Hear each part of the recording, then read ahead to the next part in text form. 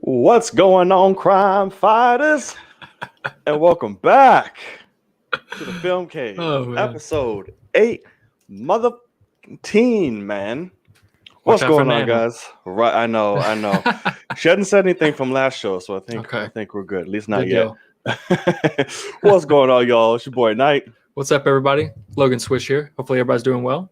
Yes, sir. And welcome to the Film Cave, your one-stop shop for any and all goddamn things film and entertainment.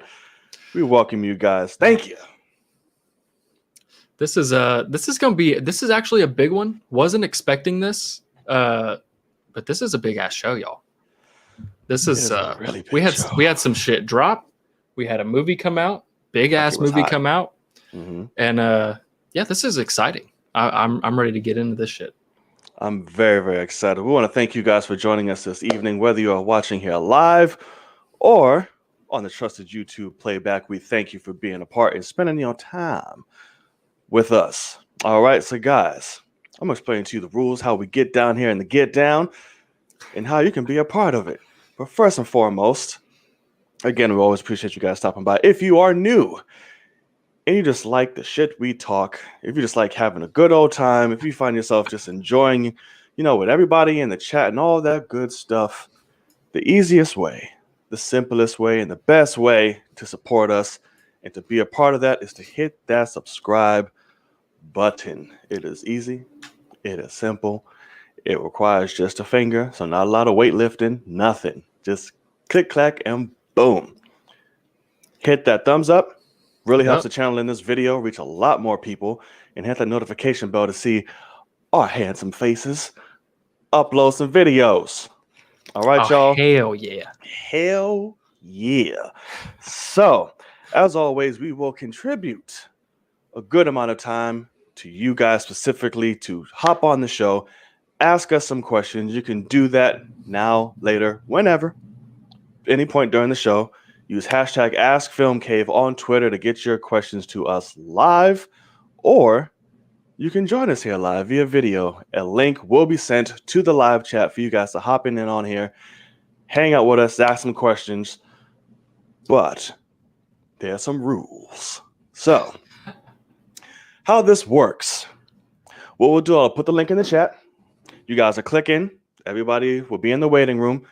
Once you are on, you're ask your thoughts on said question, and then with love we will kindly remove you from the live so we can make sure everybody gets their due time who's waiting, and everybody's not waiting forever and a day to jump on. Correct. Okay, and we will answer your question to the best of our abilities. In the last 20 minutes or so of the show, we'll be strictly spent time hanging out with y'all, looking in the chat, and just bullshitting. Yeah. All right. Whew. That was a lot. Did I get everything? You nailed that. That was fantastic. It's almost like you've done this 18 times or something, man. It's wild. Almost. And it's just my first time. Can you imagine? All right, guys.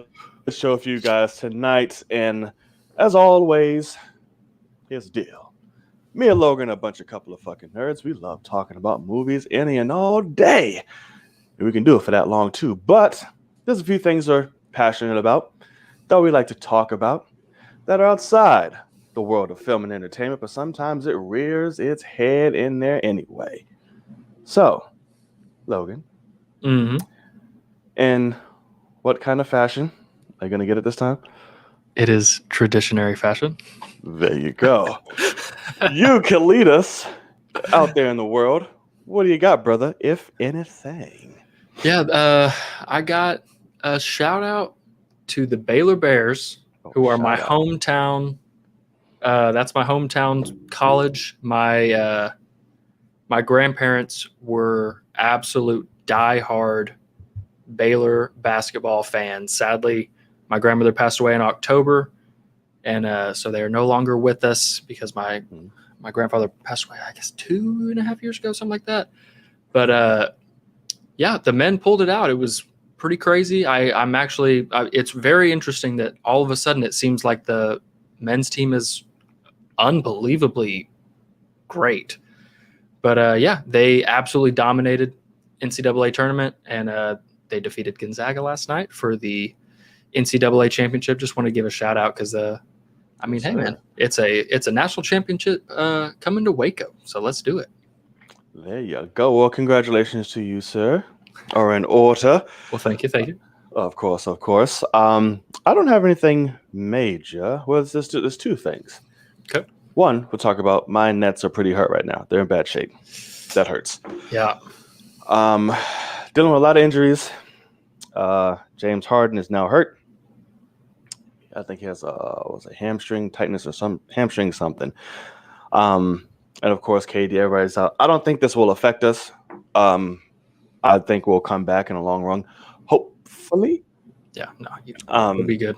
That would be good because then I'll just be royally pissed and it's going to look like a boring ass finals if both the Lakers and the fucking Nets are out. And that's true. That is a true statement. Like, what am I watching? No, I'm okay. Turn on the Food Network or some shit.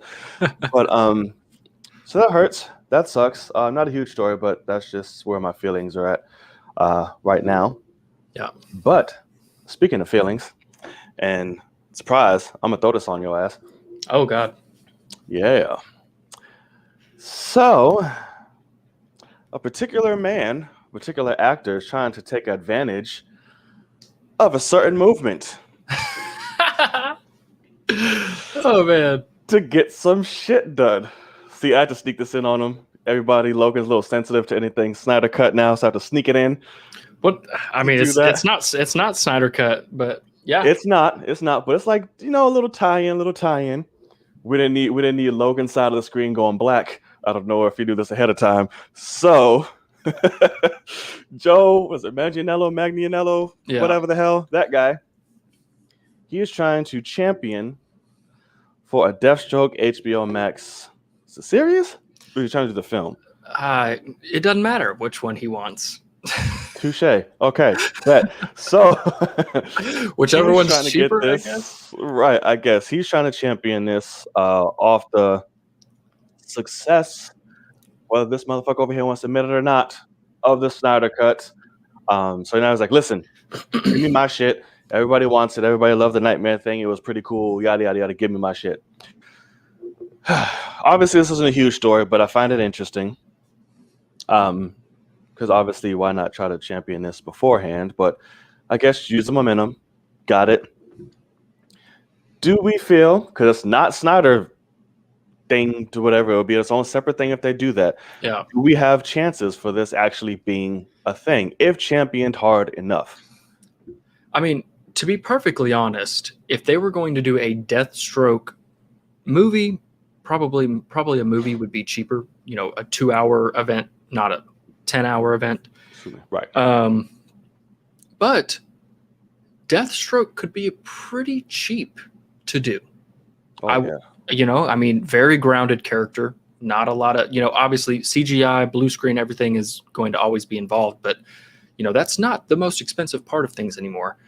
Right. So it is. I would watch it. I mean, I could definitely see it being a thing. I just think it's funny because it becomes a thing. And I'm not the biggest fan of John Campea. I used to be. When he was with AMC, I used to love all them, Christian Harloff, all those guys, obsessed, to be honest. They were like what got me into movies originally. Talk. Right. And I distinctly remember a quote where it was like, somebody would ask an actor like, hey, if Marvel wanted you to be, and like something like John Krasinski, people are asking him like, hey, would you be Mr. Fantastic? And he's like, I would definitely think about that if they came and asked me. And John Campea would say, oh, actor being offered a massive role in a massive franchise would say yes. Big story. It's like, and so it is a thing. And I mean, my question really is, I do think it's a little different, but are you not getting somewhat vibes of Tyrese? Which is why I used that GIF to comment back with the ha-ha-ha's on Twitter, is because it was fucking Tyrese.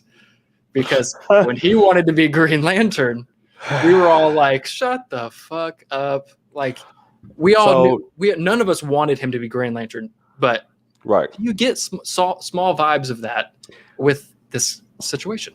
So no, absolutely not, because he's already Deathstroke. It's not some We've shit seen where him it's as just like Deathstroke for 3 minutes, right, and it was a and great he's 3 minutes. He's stood badass. badass. What do you do? Looked great in the costume. No, I think he looks absolutely horrendous in everything but the costume. What the Which hell are you? anybody could be in. Did you see his ugly ass in both? In anything that we've seen him as Deathstroke, he looks hideous. And Joe Manganiello is a beautiful man, and they made him He's look. not supposed to be fine. It's a goddamn. He looks terrible. He looks like somebody in their backyard dyed his fucking facial hair in his head. He looks terrible. The dye was weird, but I mean, and the mohawk. He looks fucking great. What was the nightmare Stop. mohawk? You're insane right now. Who in the night? It's the apocalypse, and they've got clippers out there and a straight razor to go down his scalp and make it nice and clean with just a mohawk. And let's not forget the dye in the Just make a knife. apocalypse. Just take a knife and He'd be cut up. That shit looked clean because it was a bald cap. He can heal. He's fine. But it's just, I just thought that was a funny scenario because people aren't really seeing that. It's like, of course, actor who doesn't have franchises wants his own solo project. Like, hello? Like, it would be a massive hit. That's why he's championing this. You know, so Lord have mercy. See how you're like, this is true, but also, is it 10 times better than if Tyrese was Green Lantern? Yes, but it is the same. Sweet God, instance. yes. You know, I mean, or like, but it's not because Tyrese. Nobody fucking wanted you at all, Tyrese. Nobody asked for it. Nobody did nothing. Like, yeah. at least Joe was like, all right, I'm already in this shit. He had good reception for his 2 seconds. People wanted to see more. He kept hyping it up with him and Ben and what they were going to do in the movie. It's different. I have a better example. And there's potential. And this is still much less of a character. But like the guy that played Coulson in the first phase of MCU, he gets killed in Avengers. They give him Agents of S.H.I.E.L.D., which is really not canon, basically, ish. But then they bring him back for Captain Marvel as a prequel because he would obviously still be alive. But people are asking him, all throughout Agents of S.H.I.E.L.D., like, would you come back to the movies? Like, if they revealed, because you're still alive, obviously. And he's like, of course I would. I've been dying to do that. You don't think that's because the paychecks for Marvel Studios films isn't 10 times the paycheck of a Marvel TV deal? Like, of course he would say, hell yeah. Bring me back to the movie so I could be next to RDJ, Chris Hemsworth, like fucking Sam Jackson. Meanwhile, Kevin Feige's like, I don't know why they're asking him that. Like, he is dead. He was the whole, like, he was what brought the Avengers together. Is that not enough? Right. Yeah. So that, I guess, is similar, seeing as in his situation, the character died, and then in Joe's situation, the universe died. But what it really comes down to for me is I don't really want to see Deathstroke unless he's got a Batman, and he doesn't have a Batman technically. So very true, and that's where it comes in for me. But it is a funny thing to talk about, just because I would watch it, because I actually think that could be a pretty damn cheap thing to do. Easily cheaper than like the first Deadpool, because obviously similar characters and what they walk around and do. So funny, they made the first Deadpool for like 40 million or something like that. Easily they could do something like that with Deathstroke, and it would be successful. But I don't know. I think it's funny that he's like champion in this. It made me think of since I just rewatched BVS with Akasan. I saw the car, and actually Hannah pointed the car out and was like, I only see that car in bright green, and it's ugly as shit. And it made me think about BVS, which is the horrendously obvious product placement of that ugly ass like small Jeep car that Bruce Wayne drives throughout Metropolis at the beginning of BVS. He's just like drifting that shit while Superman and Zod are flying. And it was like blatant product placement, but like Jeep should be coming out in hashtagging restore the Snyderverse, and all these Snyderverse people would be buying that ugly ass car to support, like, oh, that company's like with the, it would be kind of genius. That is true. And just post gifs of Bruce Wayne in that car, restore the Snyderverse, and it would be the best. Like Bruce. Yeah. I mean, it'd be fantastic. Yeah, and weird but interesting, but good marketing, because I'm sure they'll jump all over it. But like Jeep sales went through the roof. Yeah, I can't. There was one company that just randomly tweeted out. It was like Subway or something, like hashtag restore the Snyderverse, and people were like, "Okay, Subway, what up?" Like, I guess, and it was like, it was hilarious. So I could just see that, because they actually have a connection. Jeep does. So I don't know. Oh, all right, Poopy, shoot your shot. Oh, what up? Right, Mr. Poopy Pants. You might want to clean yourself off, but I know. Shoot your shot. Nobody likes anybody poopy. All right, but I think that's pretty much it for like out there in the world. Nothing really big, nothing like worth talking about going on. So it's like we're gonna get into our main headlines of the night, I should say. We got quite a few, some pretty good ones, and we'll start off with something a little not small, but something I'm very, very, very excited about. I'm sorry I did not put this in the outline. I switched it down, but I think you like it anyway. So we're getting 2 major sequels to one of my all-time favorite films, and we just got a number for each one involved, and it's pretty damn big. So, Knives Out. More knives coming out. That's good. So Knives Out is getting 2. Yeah, this is wild. Damn sequels, and I'm so excited. Starring Benoit Blanc, starring Daniel Craig, and both of them, him and Ryan Johnson, are getting $100 million each. Yeah. What in the blue hell? I am so excited, because obviously I'm obsessed with A, Ryan Johnson, and B, Knives Out. Yeah. So I'm excited for this, but where is it on? It's on Netflix. Yeah. Yeah. That's the downside. Mm-hmm. I want to see those in theaters. I agree. But Netflix bought the rights to them. And if they're giving you the money, yeah. Go for gold. I do not blame Ryan Johnson one bit. At all.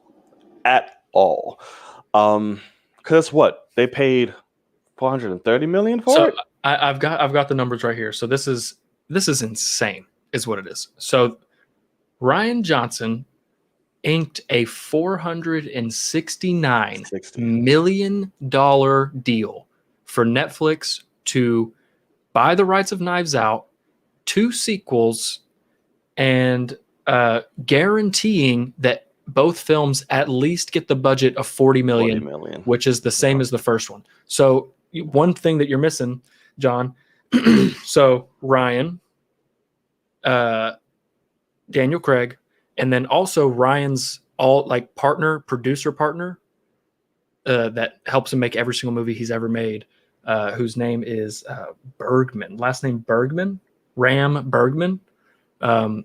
All 3 are getting $100 million each. Wowzers. So what it is, if you do that math, so that's obviously $300 million. So to make 2 films, they have $169 million left. So including, I would guess, probably marketing. So plenty, and that is unfucking real. Because I love Knives Out. I thought it was so smart, so fun. Definitely a flip on it. But Jesus Christ. Like, I don't know. Absolutely. How much did Knives Out make at the box office? Because I'm not entirely sure, actually. I'll tell you right here. $311 million. They bought 40 million. That's crazy. a power of Ryan Johnson. That's coming off the heels of the greatest fucking Star Wars movie ever. So here's what I'll say. This is similar to like what Netflix should be doing to Zack Snyder and what WB used to be doing to Christopher Nolan. This is Netflix saying, hey, Ryan, how about you never make a theatrical movie again? Like, we'll sign you on for this franchise and pay you out the ass. And when they're done, then we'll pay you out the ass for another one and another one. It can be original. It can be whatever you want. Boom, boom, boom. And they will want him to stick around forever. And it's pretty fucking genius because you and I both agree he's phenomenal writer, director, everything. Oh, absolutely.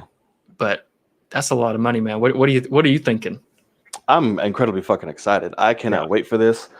It's well deserved, long overdue. If they go that route to just be like, oh, we're just gonna keep you on Netflix, that'll suck. Yeah. Because I do want to see his shit in theaters too. He's just that kind of director. If he decides to go bigger, for some properties, I would rather it be in the theater and then keep the smaller things on Netflix. Yeah. Excuse me. So I think that should be the way. Damn, Jesus. They should go for that. Right. Constantly. All the time. I think that's the route they should do. Split it up. Okay, cool. We do this here. We'll do a theatrical run and then have it released on Netflix after it's been on the theater for like a good minute. Mm-hmm. I think that's the smartest thing to do. Personally. So what this is so weird, but thinking about how Netflix was obviously the first streaming service, and now every movie studio also has a streaming service. Literally every single one of them, for the most part. Sony is going to have one. They've already said they're working on it. So what makes me wonder is, what if somehow Netflix in a few years says, hey, we're also making a theatrical studio or something along those lines? And because what I think about is, like, if you go to IMAX.com, you can buy tickets to see movies at an AMC or a Cinemark or, whatever. That's an IMAX theater. You can buy those tickets at IMAX.com. So you're not going through AMCtheaters.com or Cinemark.com. So it makes me wonder, like Netflix could say these tickets are only on sale through your Netflix subscription. You have to be a Netflix subscriber. You can buy tickets to see the movie at your local theater. The theater gets their cut, whatever, but you have to be a Netflix subscriber to begin with. And, all of a sudden there's a new tab at the bottom of, a Netflix mobile app or something that says tickets. And it's a thing, because all of a sudden, because that's what Netflix wants to become. They want to become the next, Warner Brothers legendary, Warner Brothers is a bad example. They're massive, but, one of those smaller studios. Right. So, I could see that being possible, where they're like, hey, let's start putting every studio has a streaming service. Why didn't the streaming service get a studio? We're all the same shit. So I think in a few more years they might, because that's when I'm like, okay, they could give Rian Johnson $200 million to go make he could make the next Star Wars trilogy on Netflix. Well, no, I want Star Wars trilogy done right from him for sure. But like I could see him if they said, hey, something like The Fifth Element, go make your own brand new, original, crazy, batshit sci-fi, whatever other genre you want, whether it's a thriller, whether it's a spy, this heist, that something, but like go all out. Here's $200 million and it'll release in theaters for X amount of, a month. And then it's right on Netflix. And I could see that being a thing that Netflix does later on. But yeah, see, so that's exactly. So you see what Jesse said in the chat? That's on Fifth Avenue. Yeah, that's interesting. That's definitely interesting. Netflix owns a theater. I didn't even know that. Well, because the theater was there and it was only just playing like little independent shits all the Yeah. time and movies nobody heard of, and it closed down. Yeah. But then Netflix came and said, "Look, we can use that for our shit." So they bought it, but now they play Netflix shit on Because doesn't that allow them to get Oscar consideration if they played in theaters and shit? Okay, gotcha. Yep. Genius. That's where they did it. Yeah, that was very smart. Buy some cheap fucking rundown thing and just, hey, we'll play them for a couple play days. a little independent films here, get award recognition. Here you go. Get more money, invest, and then boom. Yeah. It's gonna, you're onto something, my friend. Good shit. All right. So way to go, Ryan. Now come back and make some Star Wars trilogies, yes, please. You're desperately needed. So putting the knives away for a little bit.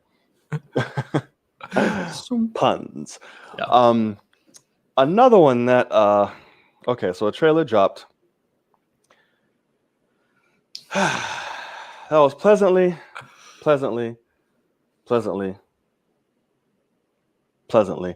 surprised. Yeah. On how much I actually did like it. And that's Space Jam.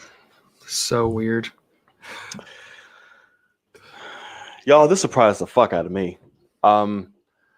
Those of you who don't know, listen, the original is classic. It is a masterpiece of its time and what it is. Basketball fans and Looney Tune cartoon fans alike, it's just great. Yeah, we all know I like LeBron. I'm not a LeBron fan. Like, who cheer pom pom? I like LeBron. Oh, haven't heard this. I like LeBron. It's his fans I don't like. I like LeBron. Oh, okay. It's his fans that piss me off. Okay. So yeah, I was against it. I was like, LeBron's doing this. Okay, he's trying to chase Jordan for the greatness. I guess next liable thing is him. Even I could have thought, I was like, listen, could have been Kobe's ass. Yeah. If you want fun to bring over kids, it could have been Steph's ass. The Kobe thing, I was like, man, Kobe would have definitely been in this movie. Yeah. If he was still alive, even if it was LeBron leading. Oh yeah, for sure. Oh my God. Kobe could have been the the comedians that comes into Space Jam at the end and helps. Bill Murray? Bill Murray. He could have been the Bill Murray. It just escaped my head for a second. Wow. Like, can you imagine if Kobe was like, he walks in as like, LeBron, like, let's destroy these guys, man. You really having trouble with these guys? Like, what the? Like, what are you doing, man? Give me the ball. Oh man, no, I want that shit. See, and I mean, especially with the fact that he was wanting to listen. It could still very well happen because they've been shooting Space Jam for like 50 years. It seems. You are not wrong. So it still could be a surprise where he pops up in some capacity. Yeah. And that's going to be immediate tears for me. But, yeah. So came out, surprised me. I had a good time watching the trailer. It looks fun. The graphics are fucking ridiculous. Yeah. Ready Player One for the Space Jam. Correct. Era. That whole trailer is one giant Easter egg. I've yet to go through it. I've seen some of them that they released. They was like, here's this, here's that, here's that, here's that. There's just way too much for me to try to look at, but it looks great, looks fun. They're going in a different kind of direction for motivation and story, which is cool. I'm glad it's not a fucking carbon copy of it. Yeah. A lot of great talent behind it. You have Coogler producing, you have Lee directing, and fucking Zendaya as Lola Bunny. Perfect. Perfect. I was like, what? Okay. But see, I was like, wait a minute. You get Zendaya and you don't give us the sexy Lola Bunny? Come on now. But whatever. It's fine. It's for kids. Fine. Listen. I know it's for kids. You got to start off early. All right? Get your little excitement in bunny. Early. Be like, oh, what's this feeling?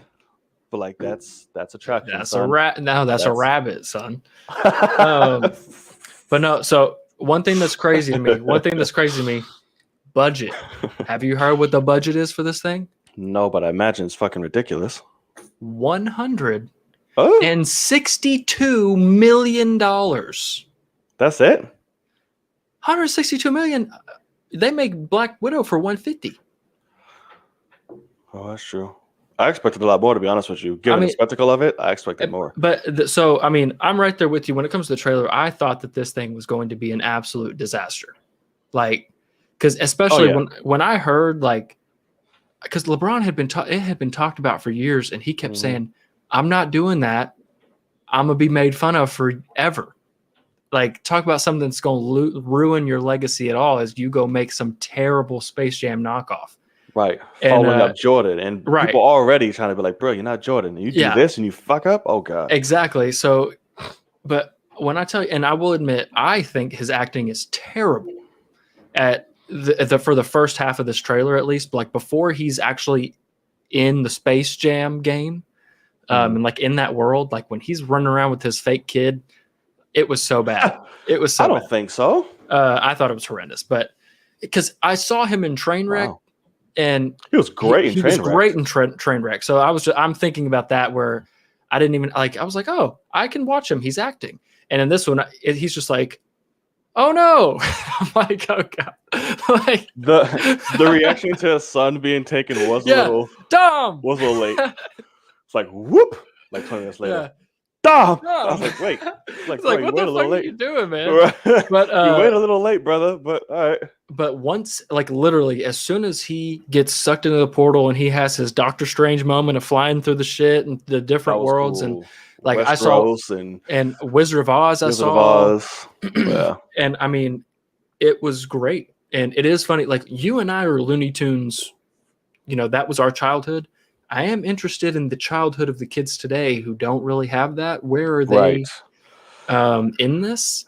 Like, I think that's why they're slamming in so many other things that people know. But also, I think that this is one that parents are going to say, I don't care if you don't want to see it. We're going to see Space Jam. Right. This is my childhood. Let me show you what I went through. You're going to have fun. I promise you. Like, because even just like, hey, shoot this ball and bow, bow, bow. Like, I was like, I miss that humor. I miss it a lot. And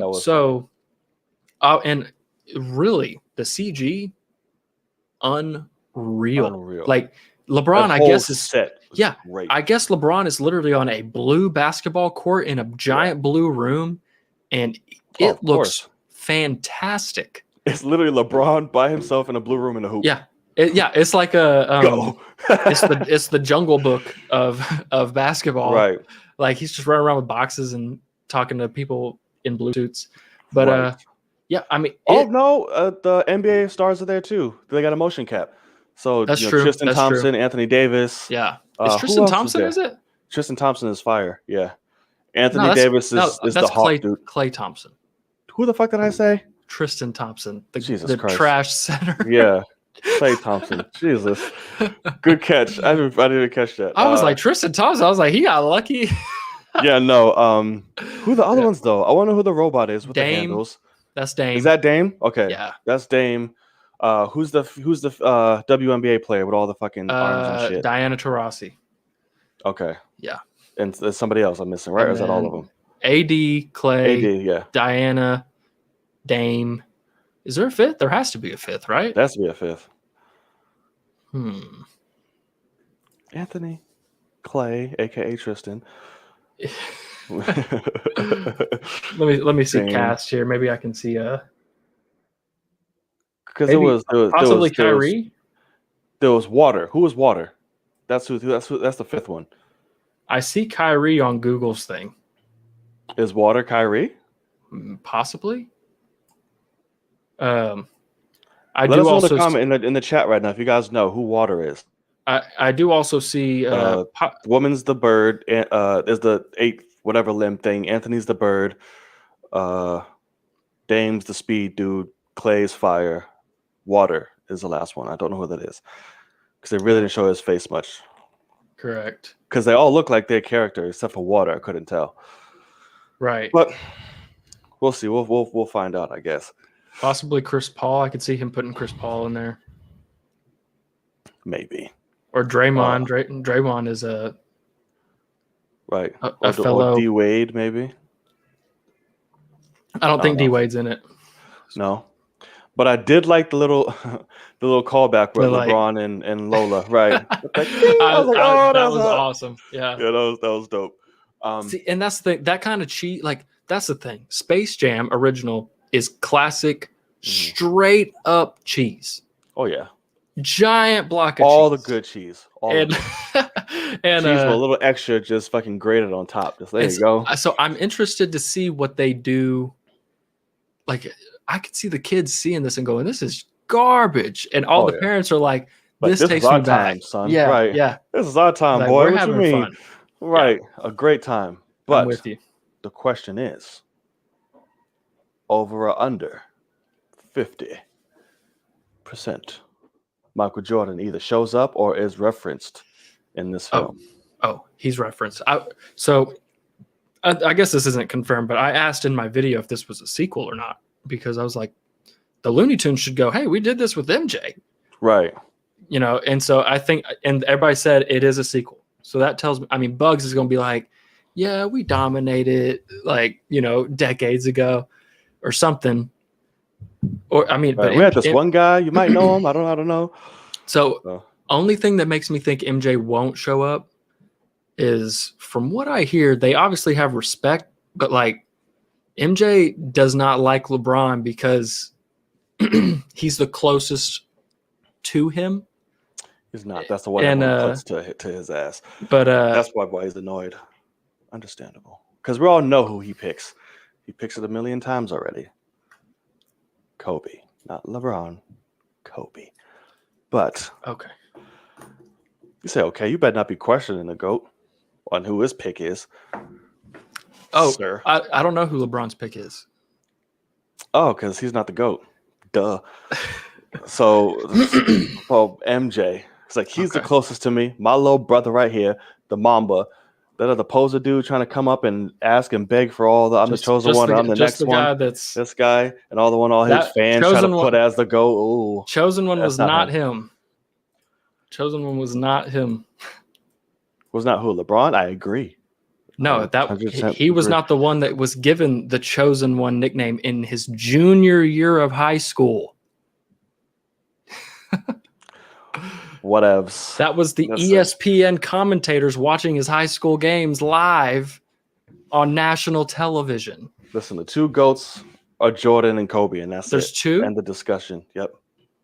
Okay. There's two greatest of all times. There's GOATs. It's the only ones in history where there's two GOATs.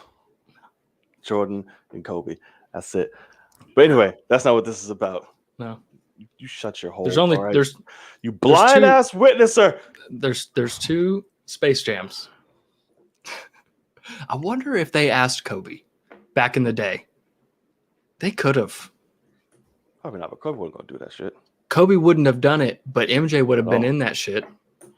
Oh yeah, for damn sure. That would have been classic. Him and Kobe fucking loved each other. Would have been that would have been great to see. Yeah. But all right, let us know what you guys think in the chat. You guys throwing in some stuff already. Thank you. And if you're watching this on playback, let me know what you guys thought about the trailer. If you're excited, who should it have been if it wasn't LeBron? Put your answers below. Let us know. Bars. All right. So it's it looks like the fifth is one of the Awumake sisters. Do you know who I'm talking about? Nope. Okay. But it didn't look like a lady. So she doesn't look like water. I'm not seeing a water, but yeah, there's a water one. This is like shows up before Clay. This is another bird girl, but I don't know. Okay, interesting. Yeah, that's the one I was talking about. The bird girl with all the like weird tentacly thingies or whatever the fuck got going on behind her. Yeah, that's her. Yeah, that I know. That's what I'm talking. That's what I was saying. The other one was a woman. I know who she was though. And then Diana. But I don't know about the water. Yeah, I'm not seeing water here. Sucks. Okay. It's funny though, because I didn't catch any of those in the actual trailer. Like I didn't notice that they were actually those players until after. Oh yeah. Oh yeah. It went too fast for me. I'm slow. They did like fly past the Goon Squad, but it's whatever. In the Goon Squad, I guess that's a Is that a natural progression from the Monstars? Maybe, I don't know. Monstars was so perfect. I don't know. Monstars was perfect. Oh man, It was so perfect. Oh god, I'm gonna watch that tonight. Yes, I am. I started to in the beginning, but I fell asleep. It was like 4 a.m. I was like, yeah, oh, yeah, shit happens. it does. All right, y'all. So we had another little trailer drop, and was perfectly done. Didn't give us too much, but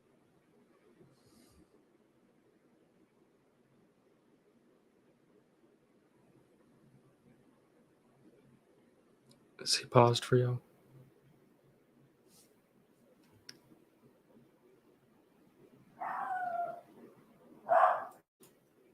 Are you paused? Can't hear you or see you.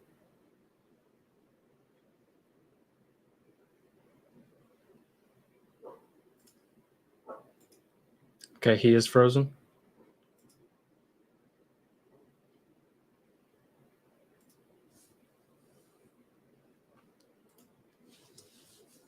Might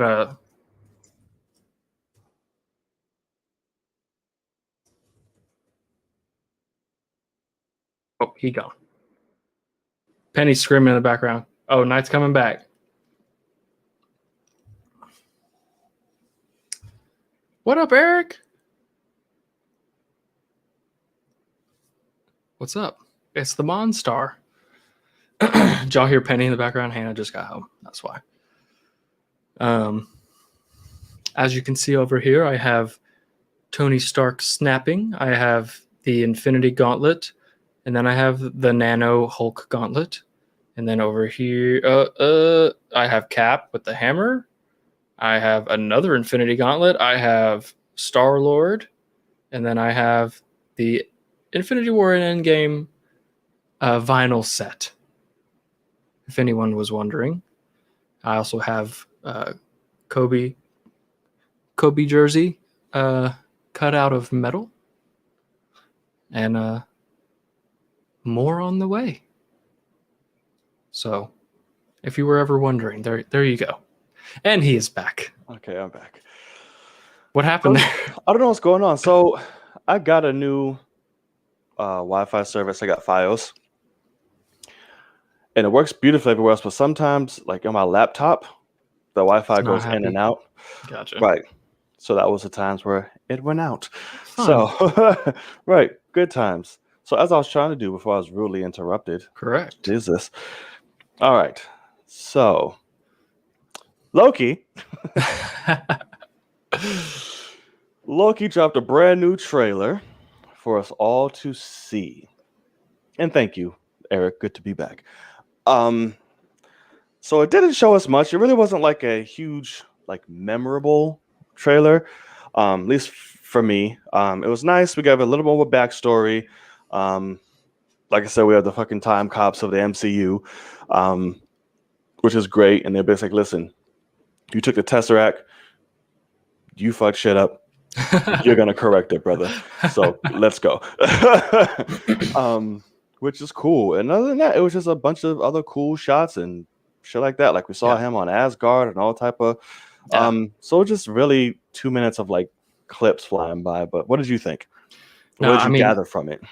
I think that this looks absolutely incredible. The possibilities with this show are so endless because for me at least, so like with WandaVision, we had so much speculation going into that, and like I thought she was going to create mutants by the end and all that jazz. Right. I shouldn't have done that, but I did. With this one though, it wasn't your fault. Correct, but well that was the mutants thing was. Yeah. But with Loki, it's a lot more fun because it's alternate realities. So he can do anything, and they don't even have to affect what happens in our, movie universe that we know. Right. So we get to just kind of see him go crazy. Like I heard them talk about, like, this is definitely one that they could do multiple seasons if they wanted to. Like even if by the end of this somehow Loki corrects certain timelines and ends up back alive here in our universe, the TVA could still come back and be like, hey, we need you again, and do it, again, so but we obviously see the DB Cooper thing again. We see it looks like he's at Pompeii when the fucking volcano explodes. Like the last shot is him standing there with all the smoke rolling in and the ash. So, I mean, this show, and for like my coworkers, the first trailer like hooked them so much, and I kind of surprised them with it when it came out. Was that yesterday? That was yesterday, and we have a TV in our office, and so I was just like, I can project my PC that's in the office to the TV and show my screen, and so I was like, Pornhub. Yes, and I just like put it on there, and I made sure they weren't like looking to like read the titles and stuff, and I was like, all right, I went and turned off the lights. I was like, I know both of y'all are working, but turn around and watch this, and you'll be happy. And I just hit play. And the first shot is like that wall, and it's showing this little thing, and like a portal opens, and then Loki comes through. Yeah. But Loki comes through, and both of them were like, oh, fuck. Like, as soon as he came through, they were like, had no idea. And it ended, and my boss was like, that looks so fucking good. Like, he was so excited. So, because both of them are massive Doctor Who fans and Rick and Morty fans, which the Rick and Morty writers were actually brought on to do this show. Right. And that's still interesting. And but it makes so much sense, man, because that's literally all Rick and Morty is alternate realities and multiverses. Right. So it's so genius. Like I cannot wait. And I will admit, there's no money shots here. Right. But also, this is sticking to, and Marvel can get away with this now. They don't show us shit. Right, they don't need to. They shouldn't. Exactly. We all are going to watch this. So they just show us fun little clips and say, y'all are going to watch it anyway. You will be very happy that we didn't show you this, or this in any of these trailers. Because when you're actually watching it, you'll get to be surprised. Have fun with these trailers, and we'll see you on premiere day because you'll be there. Oh, yeah. And so it is a thing. I mean, literally. None of the WandaVision trailers were unbelievable. None of the Falcon and Winter Soldier trailers were unbelievable. And Loki looks super fun, but there's no giant money shots that I remember that were like even spoilers or anything, because they're like, we're not going to spoil Mandalorian season 2 as well. They're not spoiling shit. Yeah. So they kind of make close to the chest. They kind of make they're like, hey, let's just put out some clips, whatever. Same thing with that Black Widow trailer. That Black Widow trailer. The first 30 seconds is flashbacks and shit. But so sad. And and it works so well, because all that trailer was meant to do was, hey, we got a new date. We're also going on Disney Plus. We need to show you some new shit to promote that. Bye. She's July now, right? Yes. Okay. And and that Russian Avengers theme, I was like, oh, I'm here for it. I don't understand why people keep saying Russian Avengers theme. I gotta go back. It just sounds like opera people singing. Yes, it's Russian, sir. What are they saying? Russian shit. Yeah, I just feel like they're going like what opera people do. But it's very Russian-y. If they don't say anything, it's definitely a Russian sound. It reminded me of the Aquaman people from Snyder.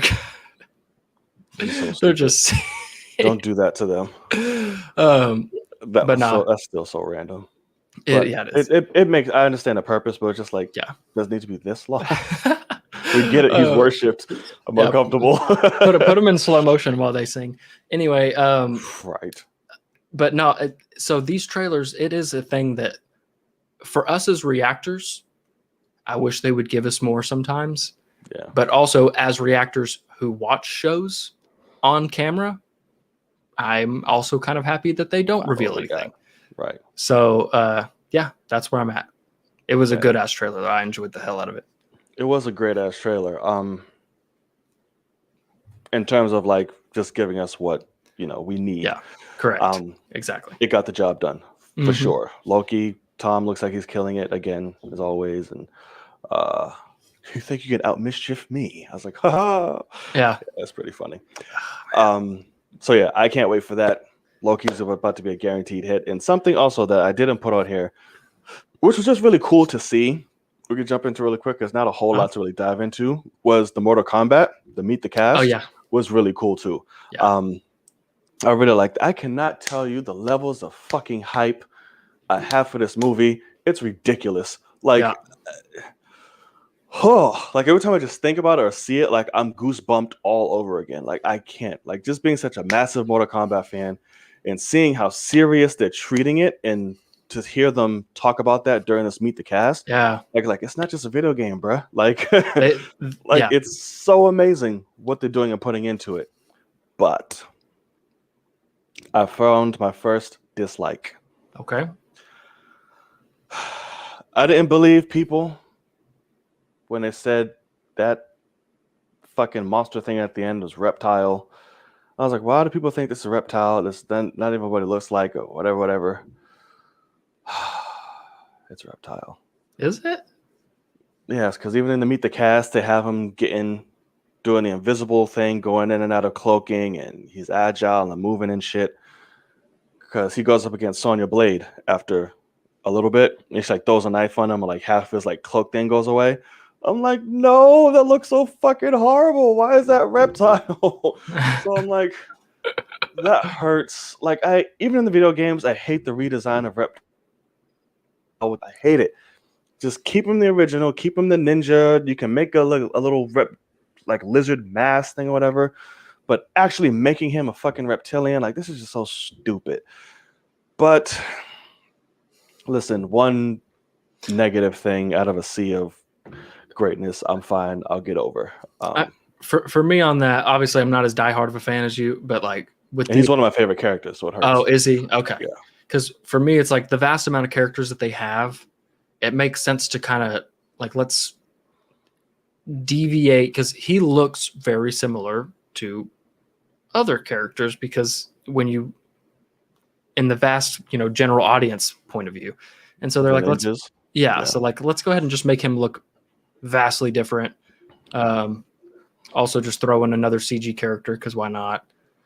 But yeah, I guess this movie became a much more like my awareness for tickets had to become like twice as heightened.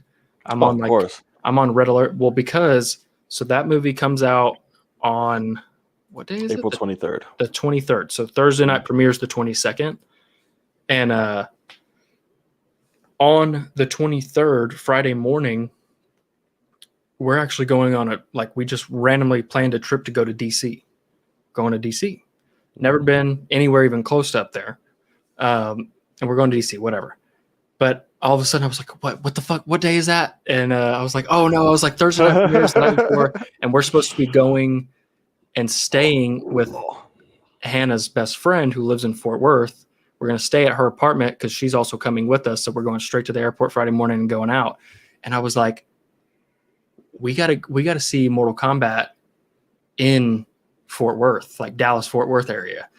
And that becomes like trying to find tickets, like good seats.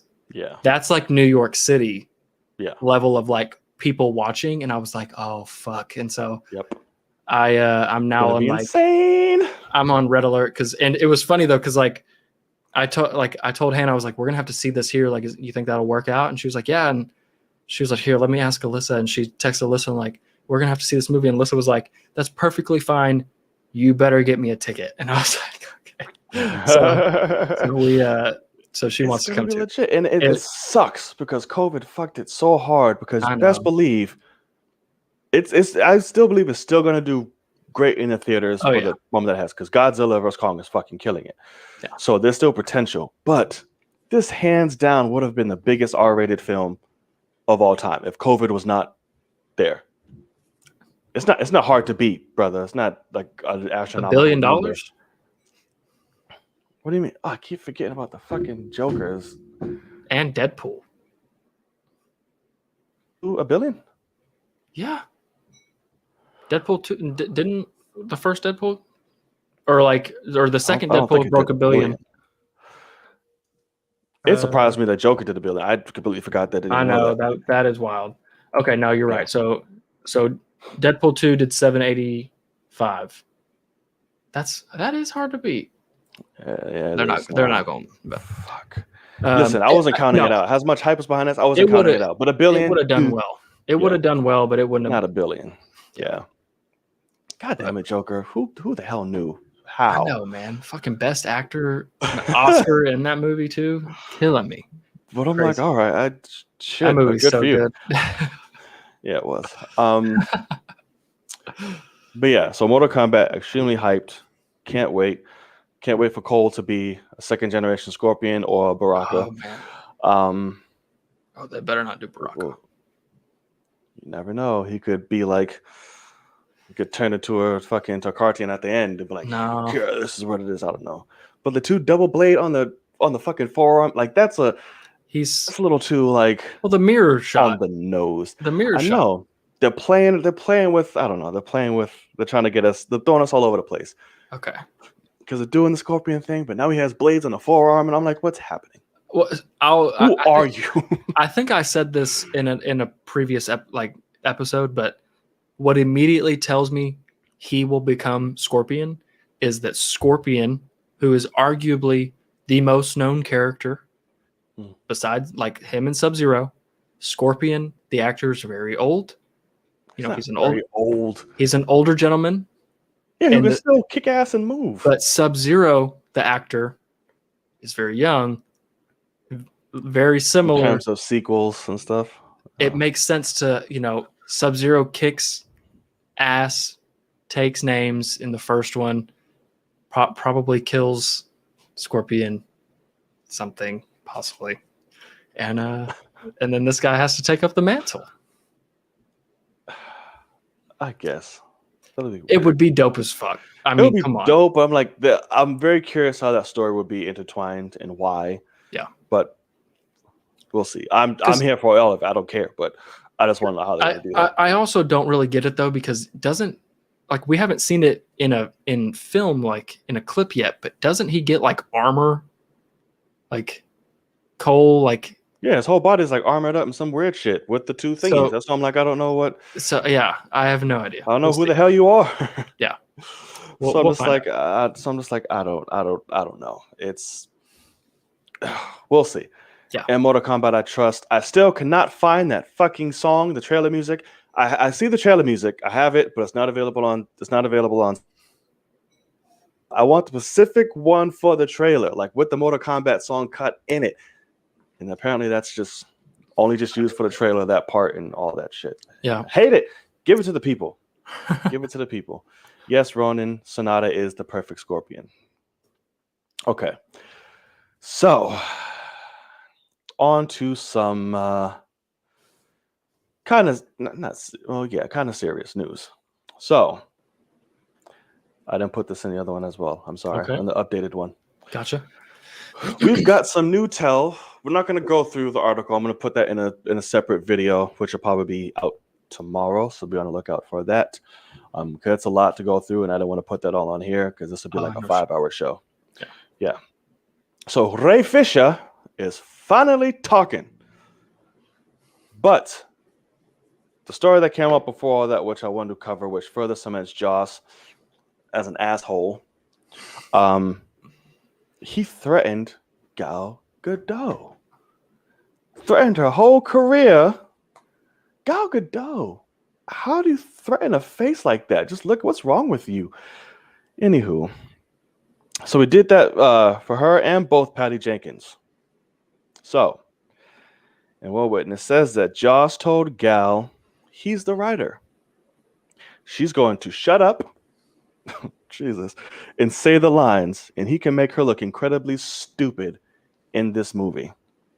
He threatened her whole shit to be like, listen, you do what the hell I say. That's it. Joss, bruh, like really? And the article goes so much more into just shit he's done, shit he's said. One part, Ray Fisher said that, listen, he knew that this role was being taken away from him. He was being sabotaged. Once the shit went into Joss's hands, and him and Jeff Johns got together, the more and more of his things started diminishing, going away. There's been so many scenes that was cut out, as we saw in the Snyder Cut. He went to go talk to them. Every time they have a conversation with Joss like, look, bro, I feel like I need to be taking notes, and I don't take notes for nobody, not even Robert Downey Jr. I'm like, who the fuck are you? Yeah. I'm like, what are you? What? So it was like, Joss is a piece of shit. Full-blown asshole. Yeah. Rolled up in a dirty asshole with Mr. Poopy Pants in the chat monitoring the shit. It's like, that's too much for me. So I'm out. And like, it's just so much wrongdoing. And it's like how they didn't want for Cyborg and to be portrayed as another angry black man and da da da. I'm like, what the fuck are y'all doing? Wow. Just what are your thoughts on everything so far that you've seen? I don't know if you've taken a look at the article or not, or A little based bit. off those. It's like, what are you feeling? For me, I will Joss Whedon will not and should not be hired ever again. I mean, he's pretty much he's an asshole. Yeah. He's a piece of shit. Oh yeah. What I will say, I will never defend his actions, but what it seems like to me is somebody got handed a group project and was like, hey, you got a week to finish this. And the guy, like your team, like the rest of your group, you have to change it all, and they're all going to be pissed about it. But we need you to cut it in half in how long it is. And you have a week, go. And so what it seems like is him and Jeff Johns went and wrote this thing. And then the actors are coming and saying like, hey, we don't know how we feel about this. And he's like, get the fuck out of here.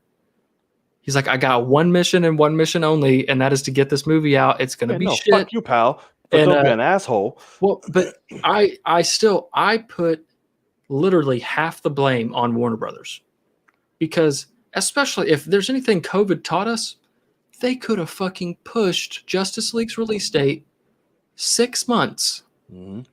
And it would have then been a summer movie and would have absolutely dominated because it might have been actually good with a true rewrite, a true, runtime, if they had given them, 2.5 hours maybe. And, whatever. And so, but what it seems like to me is it seems like an asshole got given a mission with a short amount of time, and every bit of asshole came out.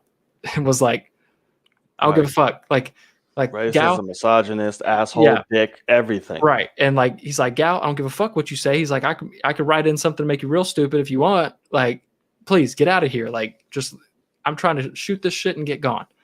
And so I honestly, like, obviously Joss is shit. There's been complaints from previous stuff. Only thing that's not coming out in terms of, people talking against him is Marvel shit. And so I just, I saw something today that somebody was like, it seems like either Kevin Feige was like on top of shit. Probably because you're damn sure he's being overseen, which is why he was stressing out. And so it's either that or, the Marvel actors weren't massive in the first Avengers. Like that was still like you had Jeremy Renner, Scarlett Johansson, obviously big, Robert but like Robert was still, he was big, but that was still, people were wondering like, is he going to really make this comeback? Because even then they were wondering that by Avengers. What? Well, I mean, you had his first two movies, yes, but like there were still people that were looking at him going like, that's the guy that was a drunk druggie that woke up in a 11-year-old's bed. So like there's still things that like, but I do think they were big enough to say like, hey, we're not fucking around. If Joss tried to do anything, because there should be shit coming out about it. Honestly, Mark Ruffalo, not a big guy yet. Oh, you best believe, yeah. I'm sure they put him in his fucking place. And so, but I do think you have some actors in there. So I don't know. It's really interesting to me though, because I did hear people say, hey, but on Age of Ultron, Joss had some things that he was stern about, and they ended up fucking up the movie in weird ways, you know. And it was like all the things that we actually are like, that kind of doesn't work for Age of Ultron. That was actually like something that Joss fought for and like absolutely said this has to happen. And it's like, it's kind of crazy that that's the case. But I mean, sure enough, Joss Whedon's a piece of shit. And sure. And so that's the thing too, is like, I saw somebody on Twitter say this, and this is 100% the truth. You can still love and obsess over somebody's previous work and them also be a piece of shit asshole that should never work again. Oh, of course. So everyone should know that we can cancel him. He's canceled. And we can also still say he was talented as fuck, gave us Avengers, which is unfucking believable accomplishment. Age of Ultron is just a little bit lower than that. And like, holy shit, did he do well? I mean, prime example is fucking R. Kelly. Piece of shit, but sure, his fucking music was great. Yeah. Kevin Spacey. What do you do? Right. Piece of shit. Very talented. So right. Yeah. So because I saw some people that were like trying to say, well, wow, now I can't watch Avengers anymore. And it's like, no, that is not true. That's not the case at all. We are still going to fucking obsess over those movies and love them because they're really good. He's talented. Talented people can suck ass. Mm-hmm. And most of them do. So, I mean, let's be honest. So, right. I mean, you give somebody power. Which is why they're assholes, because they're fucking talented. Exactly. Yeah. You give somebody that's worked their way up total power. That's called Trump. I mean, it's like, it's always funny because I believe that same thing with people in cases and shit like that. It's like the best people when people tell me like you eat Chick-fil-A, I'm like, yeah. It's like, you know what they do for like the LGBT community, like in homophobia and all that good shit. I'm like, bitch, you can't taste homophobia. Like, I'm like, this shit's great. It's like I literally am right there too. It's like you can't taste the bitch. They ain't calling me something yet. Let me stop. It's like it really is that thing. What did I? Because somebody said that to me, and I was like, yeah, they're terrible, but he's like, they make fucking great food, man. It's so good, and they never fuck my order up. I mean, they always get that shit right, and it's good as hell. Like, it's not like I wish that they weren't assholes, but yeah, they're assholes that are taking my money because they make a good product. Right. And just before anybody starts trying to bash or do whatever, I am part of said community, so that's why I'm saying it. So, right. Thank you. Correct. So yeah, it's just he's a dick. He's an asshole, and it's funny because just today, ironically, another thing about Jeff Johns came out.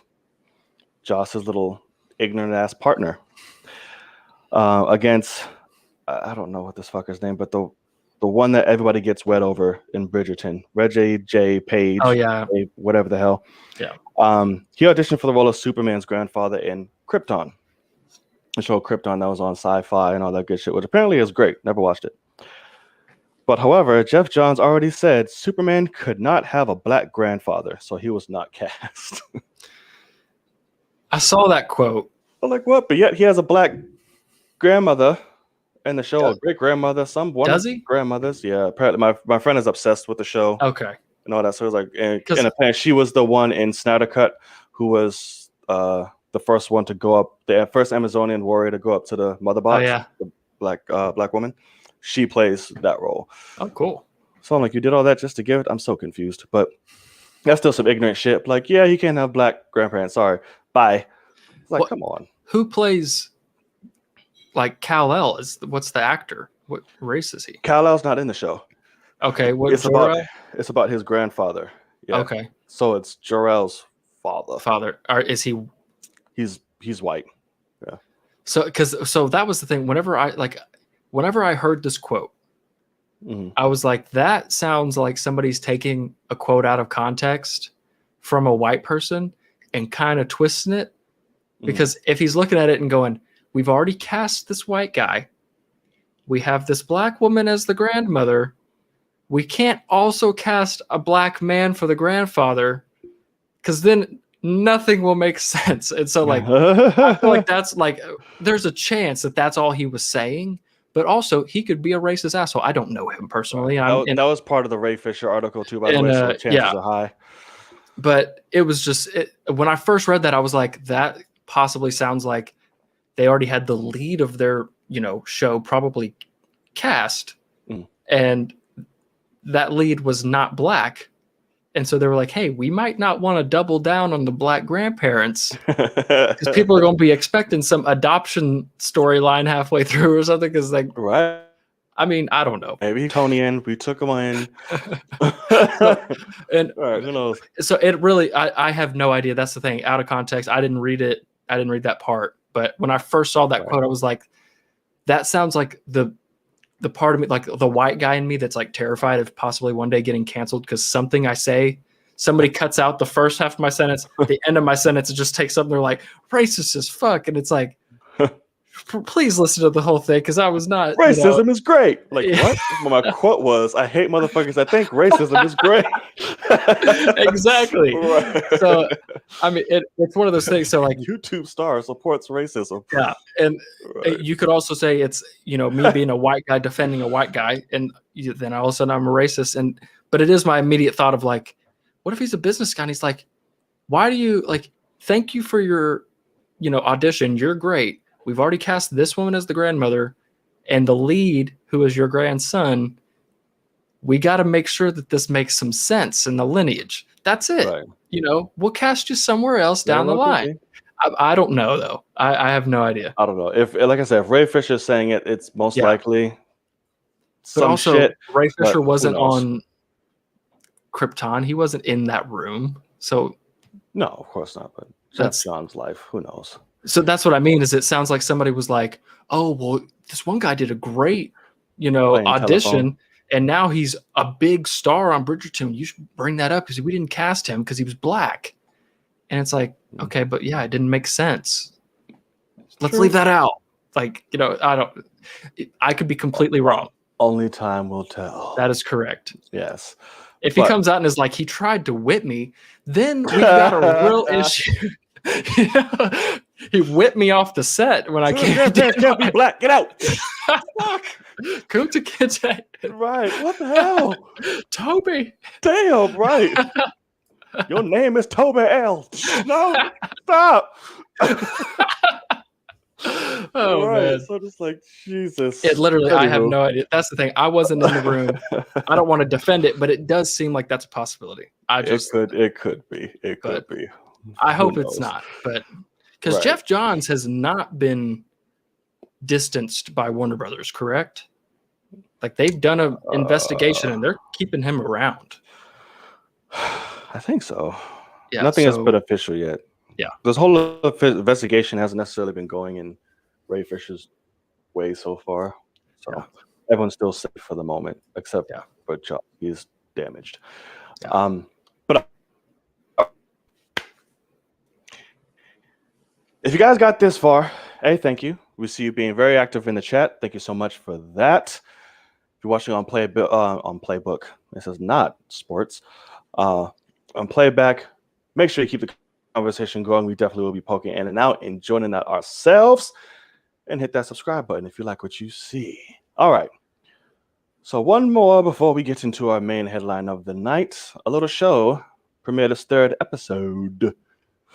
And boy, I say this every fucking time. It's just a great show. Like every episode just keeps getting better and better and better and better. I slightly disagree with that part, but that's okay. What in the sweet Christ? What? Keep going. You're okay. No, it's okay. I don't think this is better than the first 2 episodes, but it's still a great show. It's great. It's a great episode. You're insane. We'll get into it. All right. Falcon and the Winter Soldier, episode 3, dropped, and and Zemo is finally here. Finally, really? That's what we're doing. You follow it. It's finally here. And I actually really fucking like Zemo. I love what they did with him in this episode. Yeah. They played that anti-hero role back and forth. A complete different, not complete, but expanding upon what we got in Civil War. John Walker is still a dick. an entitled one at that. Yeah. Yes, we went to Madripoor. We got a little Wolverine possible shout out or Easter egg, which is really cool. You didn't see that? No. Oh, the Princess Bar. That is a bar owned by Logan in the comic books. Oh, cool. I like and that. that was there in the background. So I was like, oh, is he gonna pop out somewhere with an eye patch? Like, what's up, Bubs? Some shit. I don't know. But great episode, amazing episode. We got Sharon, who completely kicked all kinds of ass. Sweet Christmas. This woman is wow. We got a little taste in Civil War. I was like, okay, cool, got you. I see you, Sharon. Yeah, hey, Rogue Sharon is she a beast and a bit of an asshole. I like it. We got a little more info on the Flag Smashers. We got introduced by name drop only of Power Broker. We still do not know who that is. But apparently that's the one leading this whole charge, who is after Carly and the Flag Smashers, which I'll get into them a little later. But yeah, because I definitely have some thoughts here. Yeah. And then the end. Sweet Christmas. If y'all go and watch my reaction. Did you lose it? I not gonna lie, I started crying. I had to gather myself a little bit. I did, just because it reminded me of obviously, and then what we were not gonna get, and the music started playing, and like it got me choked up. Had to take a minute after. Yeah, you can see it all in my reactions on the channel. Go check it out. But I lost my mind, but then it was followed by all of that. Yeah, it's like, oh, we had him following the minute we saw the first beat. I was like, "It's a fucking Kamoya beat." It was just going crazy. And it was great. So now Wakandan's involved. AO is here to take Zemo, understandably so. So they're probably like to Bucky, like, bitch, what did you do? You let this man loose? Do you know what he did? Yeah. Like it's probably a whole thing now. But yeah, give me your thoughts on it and we'll dive into it. Because like I said, I do have some thoughts for sure. Yeah. Now for me, this is my least favorite of the 3 episodes. But it's not a knock. It's that the first 2 were unbelievable, especially the second one. I absolutely loved the second episode. I say 2, 3, 1. I would say. So for me, and it made total sense after learning this after I saw it, because there's not a lot of character in this. It's just a ton of let's go over here, fight. Let's go over here, fight. Like even like when Sharon starts kicking ass. She kicks absolute ass, but I was like, God damn, she just jumped in here. She's going to take everybody on by herself. Like, hell yes. That didn't make any sense. And then I learned that this was written by the guy that makes John Wick. Yeah, that's why the world felt like so great. And that's the thing is, besides the first John Wick, the other 2 are fucking garbage, except for the action. So it made total sense to me that the action was fantastic, not a lot of story here. Because somebody already talked about it in the chat. If this is trying to say that Sharon Carter is the power broker, it did a terrible job of. Oh, I didn't peep that, but and that doesn't make any sense whatsoever story wise because Bucky knows who the power has heard of the power broker, and she would have only become the power broker in the last 5 years or so. Well, that we know she could have been it this whole time, even with her time. No. She hasn't been to Madripoor since. Yeah, she only. We don't know what she's doing on her screen time. We only seen her in. She explained. She explained that she only went after she stole the shield and all that. That line when she's like, "Oh, do you not remember? I stole the shield. Yeah, for your ass to help his ass to get away from his ass." And I was like, "That's so his way from your ass to save his ass from his ass." And, that was a great line. But I did. The episode is really good. Obviously, the characters are great, but it just didn't give me a ton of character because it also didn't make sense for like. I was like, "Oh shit! They just killed." Thank you, Jesse. The first John Wick is unbelievable. All of them are unbelievable. You shut your face. I will never. If y'all didn't realize about this, Logan hates everything that's just great. He hates Fast and Furious. He hates John Wick. He hates. See this? I'm not. 5 and 6 are fantastic. See what I deal with? 7 is really good. The others. 1 is good. Say 7. Oh, Yeah.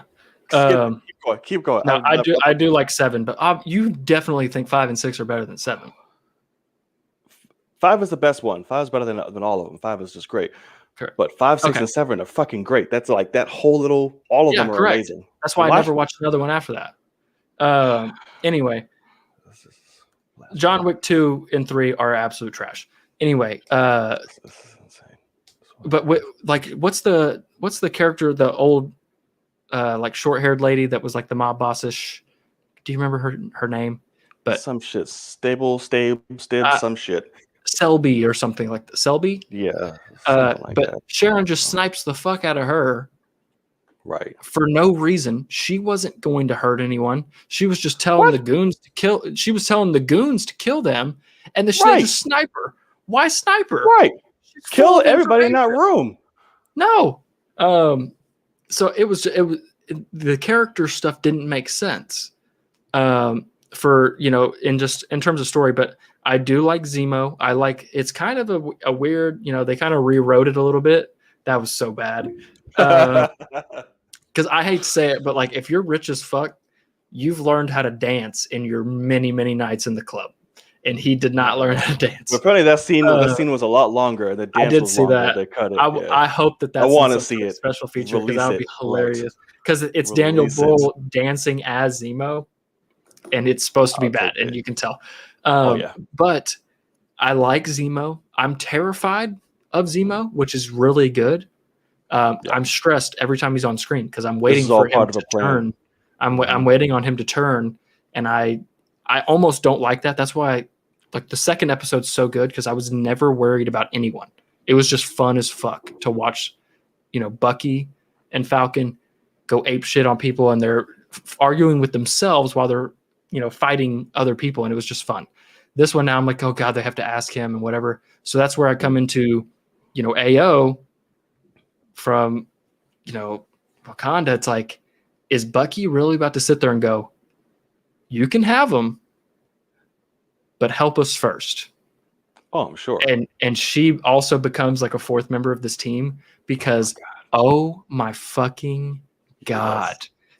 Like, do y'all realize she is easily the best warrior of the 4?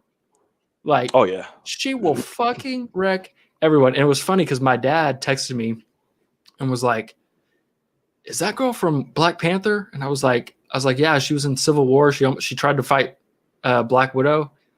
She wouldn't get out the way, and he was like, oh shit. He was like, yeah, that's right. He was like, okay, I'm with it now. Like he was like, because obviously she's not a main character, but I will admit though, she's Okoye's right hand. Yeah. Everyone thought that was her, by the way. It's like, what? Which is ridiculous. Yeah. Danai Gurira is one of the most beautiful women on the planet. She's pretty hard to miss when she shows up. Right. And all black-headed bald women look alike. But when they start tapping on those bongo drums just a couple times, just or something, and that just means Wakanda. I'm like, oh my God, it's so good. Like I love that is like the perfect little accent. Oh my God. Yeah. And man, it's just beautiful. So yeah. You see how exactly what I'm talking about? Like it's just a little accent of like, this is Wakandan shit. And it's like, oh man. Because that was the thing too, is I did not it didn't click in my head that those were those beads. Oh, immediately. When you pick that up. I'm sitting there going like, is this some Winter Soldier stuff that he's about to pick up on that was an old mission or something? Like, is this something he used to do? Because I'm like, why are they giving off sound and whatnot? Mm-hmm. But then it was like, oh, she's literally telling him like, come talk to me. And so I dug that. But yeah, no, I hope that I really hope it's not a conversation. And she's like, okay, I'll see you in a week and I'm going to take him. No. I want her to say, I'm not letting that out of my sight. Exactly. Yeah. And also here's my spaceship that's invisible above us. And how will we get there? I got this.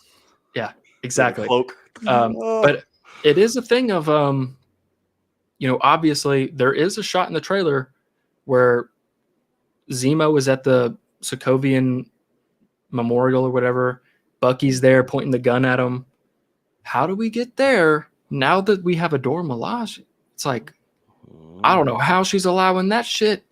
Like, because she should be there ready to snap his neck at any moment. So I'm interested to see what they do. Or maybe she can be like, listen, you can be the one to pull the trigger of everything he did to you as well. Maybe. But no. There's more personal stake, maybe. I don't know. King T'Chaka isn't personal enough? Oh, no, of course. But like, she's affected by that. But like, Bucky was like, this was me he fucked with. Like, toying and a puppet and made me do all these things. And I don't know. We'll see. We'll see. I'm very interested to see. Eric Killmonger revealed his power broker. If he wasn't fucking dead, that would be dope. But he's dead, so it doesn't make any sense. That would be dope. That'd be stupid. I would hate that. If he had somehow got away at the end of Black Panther or something, and it's like, oh, he's been running Madripoor this whole time, that would make total sense. No, the power broker in the comics literally supplies people superpowers and shit. He's not going to be the one that's trying to be like, here you go. Listen to me that at all. You don't think so? No. He was trying to give the whole world Wakandan weapons. Yeah, weapons to fucking. So what? He's only going to give it superpowers to black people. That's it. But everybody else is getting them who's not black. That's what his whole main thing was. Arm the oppressed. My God, you switch on terrible storytelling. You love some terrible storytelling and you hate some terrible storytelling out of nowhere. Like, what do you mean? So you mean for him to randomly out of nowhere care about supplying the world superpowered beings, not weapons to fight, oppressors and things like that? You don't think these people are oppressed? They have no food. They're all orphans. It's literally his type of people. He's just not being only for black people. Yeah, unless he opens it up and like maybe sure. That's correct. Change the part. Oh wow, there's other people, hey, in this country, light-skinned people are discriminated against. Maybe I should just go for people that are being discriminated against. Not that far of a stretch. But he's dead. I do wish that he could come back in some capacity, but it just doesn't make sense. Like multiverse-wise, it would be cool, but I just don't see it possible. And that hurts me because I fucking loved me some Killmonger. But wholeheartedly. I do not like the idea of Sharon as power broker. Just doesn't work for me. I don't either. I like if she is literally the power broker's right-hand person or something. Down for that, and she's just trying to play him. Because the only thing that sticks in me that goes, oh, something is up, is the power broker, if she's not cool with him or is not him, would not allow her to have a Monet, this, that, like she's got all this shit. She's running some shit. Yeah, she is. So he would not allow that. What, bitch? Yeah. He would not allow that if he wasn't cool with her. So there's something up with that. I'm interested to see what they do with that for sure. Right. And we learned that the super soldier serum was reformulated from Isaiah Bradley's blood. Yep. Given that little freak show doctor who Zemo just picked off. He's like, yeah, we don't need no more of that, bro. There was 20 vials flowing around. I don't know how the fuck Carly stole them. I guess we'll find out in a later episode. And here's my gripe. Literally, anytime she's on screen is when the show is just kind of like, okay, for me, like keep going. I'm just not feeling her in the Flag Smashers. Anytime the story comes up, I'm like, what are we doing here? What the fuck are you trying to do? Correct. What is your purpose? What's happening? Because then it's like you go from this, but then now you're a radicalist, and now you're this and that, and like, oh, we're giving this to the people, and I'm like, who? And orphans, and what is your motive here? What the fuck are you trying to do, woman? Like, like I don't.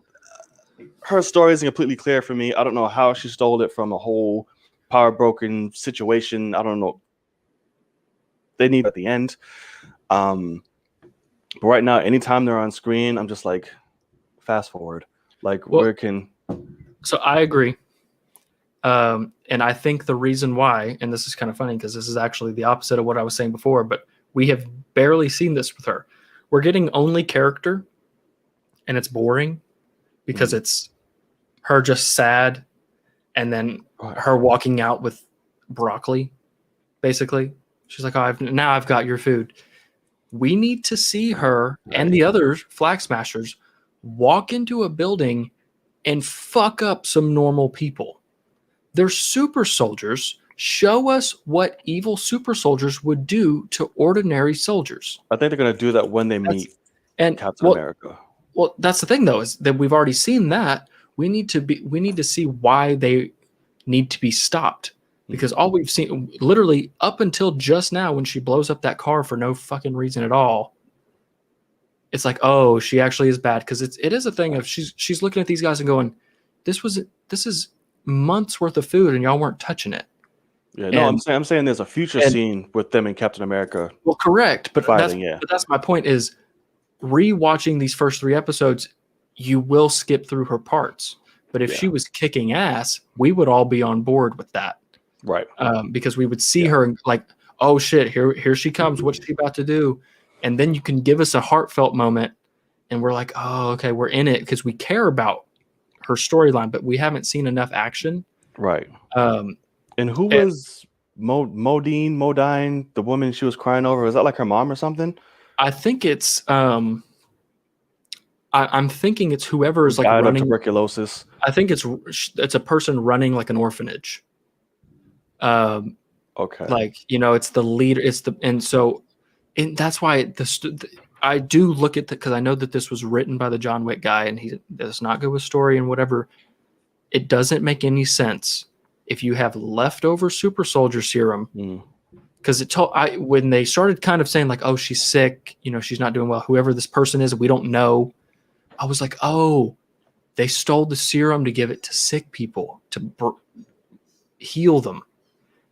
No, they've got 8 left or whatever, 12 left. Yeah, didn't there was give it 20. to this woman. 7 was taken, right? And it's like, we've got this woman dying. Fucking stab her with this shit. She'll wake up and start roundhousing people with you. Like, I mean, what do you mean? So like, it's a thing. It's a thing that doesn't make any sense at all. Because why did you steal the serum then? Yeah, literally. That's what I'm like. I don't know what the fuck she's trying to do. Like, she's just there moping. Yeah. So this is the only language they understand. We have to do this for the people. Yeah. What are you trying to do? Do. I'm getting tired of looking at you just sitting there moping. Do something. Like, and then her and her right hand man and everybody want to be teachers and you cannot give a story like that to characters that we just met and don't care about yet. And I think that they thought that we would fall in love with her earlier and it didn't work. Nope. And so I'm going to guess that we're not going to be in on her stuff until probably the finale. Right. Or the last 2 episodes. And we're going to be barely in. I still hate that it's only 6. I know, but Devin Kenya King in the chat, he said, because that was the thing too, is so John Wick is they get fucking bazookaed in a metal box. Everyone's fine. Like, they're superheroes. Yep. No, they're not. Like John Wick. Sharon is a normal person. Falcon is a normal person. Like, maybe Bucky shielded I don't fucking know. See, and that's the action movie. Just, but like Bucky said, it happens in every action movie, not Bucky Falcon. I don't know. I don't care. It's Fast and Furious logic, and that's the thing is I don't like it. Yep, that's the only logic that makes sense. Not quite. But and so I did hear this too. So somebody immediately people were saying Thunderbolt Ross, power broker. He's kind of the Secretary of Defense. I don't think that works. Right. But I do think at some point something like the power broker could be working with Thunderbolt Ross, because it is true. I would like at one point to get to Red Hulk. Thunderbolt Ross. That's how he gets messed up. Yeah, being obsessed with the serum, all that. I would even love if they somehow did a flashback scene at one point, and we get Isaiah Bradley, young, and a young Thunderbolt Ross in his cell. Like, he's not even a person. Like, just take his blood. Like, we need to get these the serum, and like it could be like, because that Thunderbolt Ross fits into that real easily. So I don't know, or just a scene where like somehow Thunderbolt Ross comes on the TV and Isaiah's like freaks out. It's like that guy, kind of a Wolverine what's the guy? Stryker in Wolverine scenario. Yeah. He just like freaks out. He's like, that guy right there gave me a lot of shit. And I don't know. Could be it. It would be cool, but it would be cool. Here's all I'm gonna say. Last thing I'm gonna say: Power Broker better not be the astrophysicist from WandaVision. I was gonna say Mephisto confirmed. Power Broker. It better. I don't want it to be Sharon. I don't want it to be. I want it to be somebody brand new, or some sort of twist that is a reveal. Don't sit there and go, oh, we haven't met the Power Broker yet. We'll meet him in Shang-Chi. It's Al Pacino. Not fucking happening. Al Pacino could be that. That's a role to give him, and I wouldn't be upset that it's Al Pacino. That'd be funny. It would be. I hope he dies at the end. All these superpowers had to help. All this shit.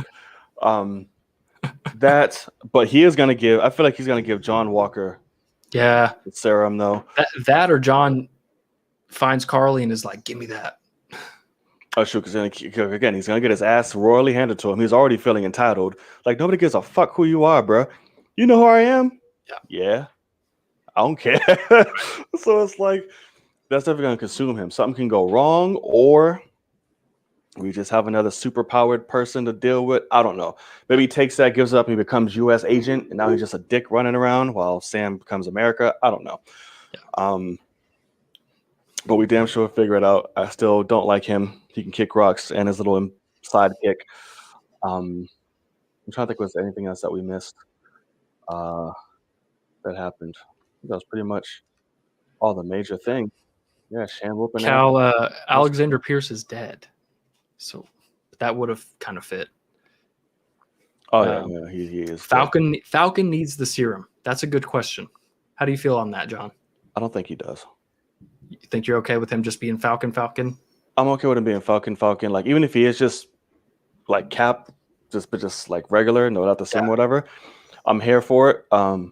That adds better stakes. That adds better characters. I don't want everybody and the mother being a damn super soldier running around here.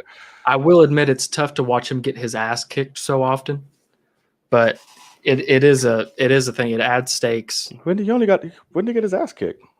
Well, like he gets. Only got pinned down on the trucks. That was it. But like even oh man, what's the guy's name? The opening scene from the first episode where he's by himself and like he's just fighting normal soldiers and it's scary. Like they could fight and him get fucked up. And so that's the only thing. It's like when Cap was fighting that MMA guy, right, in Winter Soldier, it's like, oh, he's about to fuck this guy up, and he does.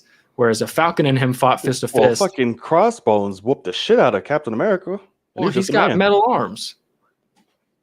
What are you talking about? Yeah, and he'll have a shield, and I'm sure he'll have some other shit with him too. But you know what I mean, though. So I just I don't know if he needs serum because I also like the idea of no, this is a black man. He's Captain America, and he's not a fucking super soldier. And he is Captain America. I kind of like that too. But also, it'd be cool as shit to see Falcon get the serum and even like unwillingly get it. MacGyver. But it be the end, and him be like, he's already become Cap. He's already won, and then he's like, now I got to deal with this, or something. And like, it's just kind of a thing. I don't know, but I'm okay with him not. He's gotten whooped every time. That's kind of what I was gonna say. He kind of gets whooped a lot, but that's okay. What Flag show are y'all watching? Flag Smashers didn't do anything but hold him down. He didn't fight. He was flying the whole time. They fucking knocked his ass off the plane, and then he didn't get back on there to fight anybody else. He just had to save Bucky. Plane. You don't remember off the truck? Oh yeah, that was it. Yeah, he knocked him off. Yeah, that's because she just like fucking ran into him. That's what I mean. And then he didn't come back to fight. Oh yeah, no, he just saved Bucky because he was about to die. Yeah, that was about it. Not die, but he was fucked. But anyway, y'all have more respect for my boy Sam. All right, goddamn. I do like how Bucky is like because Sam was like, "Hey, I should have destroyed this shit," and Bucky's like, "Fuck you." I do love that. You don't get to destroy it. He's like, "I'll take that shit first." And I was like, "Oh shit, what's up, Buck?" Like, I did like that. I like how Bucky's like, he's got some actual confidence to him, but it's also a thing of like, I think it's proving himself to Steve That's what it is. He's like, I have to live up to this. What Steve thought I was, I need to live up to that, because that conversation, we have not beaten anything in that conversation. That small part when they're in therapy, we haven't beaten that moment. And we have not. Yeah, it's fucking good at all. Perfectly captures the African American experience. That whole shit was hilarious. He's out of line. He's right. He's right. So good. Yeah, that was really good. I love Zemo in this episode, man. He was fucking great. Daniel Bruhl. Yes, sir. Pretty good. Absolutely. All right, so we're gonna get into our main topic of the night. And boy, oh boy, oh boy, oh boy. A little movie came out and I saw it in theaters and it was fucking awesome. I know. How was that? Are you so happy? My God, it's so happy. Happy isn't the word. What was the theatrical experience like in New York City in terms of COVID stuff, in terms of all that jazz? Beautiful. Not as packed, obviously, as one would like in the whole experience. But it was nice. Good little handful of people. Everyone pretty much spread out. Yeah, we had a sold out show for what could be sold out for the occasion. It was just nice just to sit, got a little emo, just a little bit. It was good just to sit back down in the theater and have this fucking just titan of a screen to watch such an awesome movie just again and just be immersed in all of it. It was awesome, man. Yeah. And for that to be the first movie back, sweet Christmas. Just the whole, it was orgasmic to watch that whole fight. Just everything about it. I was like, good God. But anywho, dropped, and it's killing it in theaters and streaming. It's having its way right now. What do you mean it's killing it? It's making it what, $280-something million so far, and our streaming services doing really damn well. Is that how do people not think over 200-something is not good? I'll take that any day. Someone gives it to me is like, hey, yeah, that's why you're not running Warner Brothers, but it's doing the best for pandemic numbers because which is really good. Which is the most recent movie in a pandemic that we're trying to get over. So it makes sense that if this did worse than anything that came out even a week before it, it's really doing bad. So it's doing exactly what I expected, to be honest. Especially since really people doing a whole lot worse given the times. No, fucking New York and LA have theaters again. What are you talking about? Supposed to it. God damn it! Y'all see what I mean, America? But anyway, go ahead, continue. Lord have this man is just evil, negative in everything. Dear God, just wait. I know. I was gonna preface that too. But I was like, you know what? Let me not. But anywho, Godzilla vs. Kong came out. And as you see from that title there, shit went exactly how it should have been. The king has risen. This is a spoiler, obviously. If you know at this point, if you didn't know at this point, sweet Christmas. It's in the title. But the king has risen and beat that goddamn monkey like a. It was amazing. I loved it. It was a great fight. I love the way it was done. Love the way it was shot. Good for y'all. It wasn't a boring ass bland fight, which I would have been pissed if it was. Both had great moments. Both had good hits. But we can go through the rounds. It's gonna be great, and we will. But as an overall movie, we already know what Negative Nancy over here thinks, of course. But we all know what Fast and Furious wins Best Picture thinks. Not Best Picture, but one of the best franchises of all time. Obviously, yes. Numbers, yes. So facts, yes. Transformers also. Transformers is fucking garbage, and that's mostly for over there in Asian. I wonder what has more countries. money. It's pretty funny. Yeah, I think it's Transformers by a little bit, but again, the market. Hurry up, continue. Don't brush me, bitch. Listen, sit here and take all this. Anywho, Godzilla vs. Kong. I liked it. Was a good movie. The action, obviously the fights, great, amazing, phenomenal. Story itself, simple. I get it. Cool. I don't give a fuck about any of that. I don't care about the people. I don't care about the story. I just want to see monsters fight. That's the purpose of the goddamn movie. That's it. In terms of story they gave us, it was cool. It was simple. Understood. Got it. That was it. So, and I see what you're pointing at, and we will get to that later. Trust me. Like I said, we'll go through the rounds. But let me know what you think, Negative Nancy, and spill it all out. So this movie frustrates me on every single level imaginable. Christmas. Because literally, get ready, America. We have to go in. This is not Godzilla versus Kong. This is Godzilla fucks him up. Period. It wasn't even a fight. And the whole point is that no, it was not. Kong almost gets drowned in the first scene. It's fucking hilarious. That is true. It is beautiful. And not only that, but doesn't Kong, do one of my points, but no. But even before that, Kong gets saved by people the whole time, but he also already got beaten by humans to start with because he's imprisoned. Mm-hmm. So which I said all of that before this movie came out. Immediately, I had no idea about the dome. So I was sitting. Kenya King, I know about the dome, but Kenya King is Devin. I was sitting next to him in the theater. Saw it together, and he was like, "Oh, the dome was in a trailer," and I was like, "Fucking never saw that." I was like, "That's a surprise to me." It was. I was like, "Yeah, apparently, or like a TV spot or something." But I stopped watching shit. It immediately from the jump, I was like, Kong is completely outmatched, because it was the thing. Like you had an argument a couple weeks ago, or maybe last week, something about the movie, and you were like, Kong couldn't like King of the Monsters. Where's Kong? Why didn't Kong come? Fight Godzilla? Yeah. He's fucking in a dome. He doesn't even know that shit's going on. Right. And not only that, he's killed every big monster on that island and has been fat, chilling, getting weak and getting fat on his own island in a dome. Oh yeah, because Kong was fucking fat. And what? The movie starts with him in a fucking Shrek opening sequence where he's sleeping, stretching, scratching my ass. It's like that's not a fucking Titan. And so it is. It's a monkey. So, but your traits don't change just because you're big.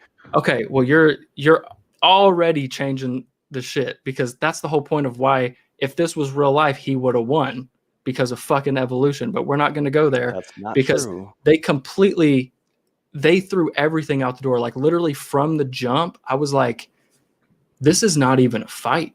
Like this will not be a fight, and it wasn't. It was not at all.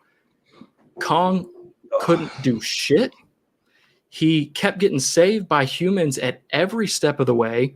Couldn't stand that. It made him look like a fucking exactly. And so I'm like, why is this a movie? You can't come up to Godzilla. So why are you doing this movie? This is not a movie. Like I will literally never watch this movie again. The logic is gone, and the whole movie. The point is, Kong doesn't even belong here.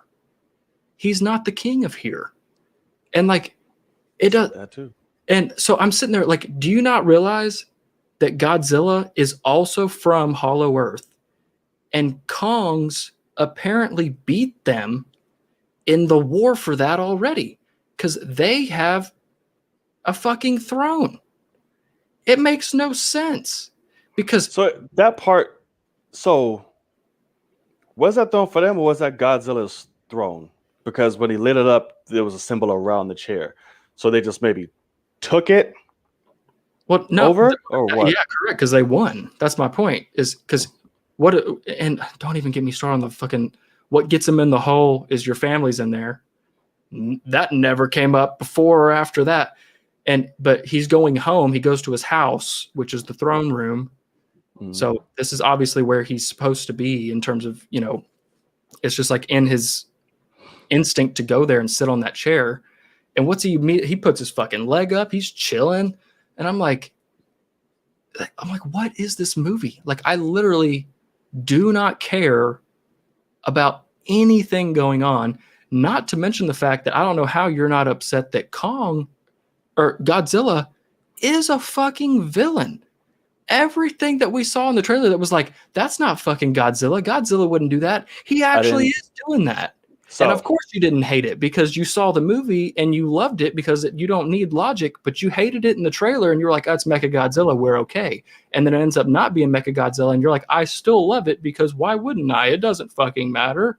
So, that's my point is somehow this movie was under 2 hours and I felt like it wasted an hour and 20 minutes of my fucking life. And I will never waste that again. I will watch 2 fights from this on YouTube every once in a while, and that's it. Period. End of story. It's ridiculous. Absolutely ridiculous. Yeah, Godzilla's fire breath can blow a hole to the core of the earth and beyond to a different dimension. Nuclear radiation, probably. But he can't beat Mechagodzilla's breath? Okay. Is it my turn? Is it my turn with your shit? I could go on for days. I'm sure, and please do it. I'm there to rebuttal that shit all the time. Here's my point. Mm-hmm. This movie is Batman versus Superman.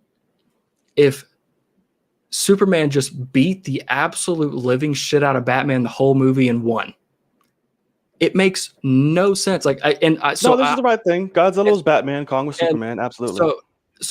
But that's the thing is in real life, Superman would just fly through Bruce Wayne and turn him into a million pieces if he wanted to. Batman was on the toilet, just sitting down. Yes, he would.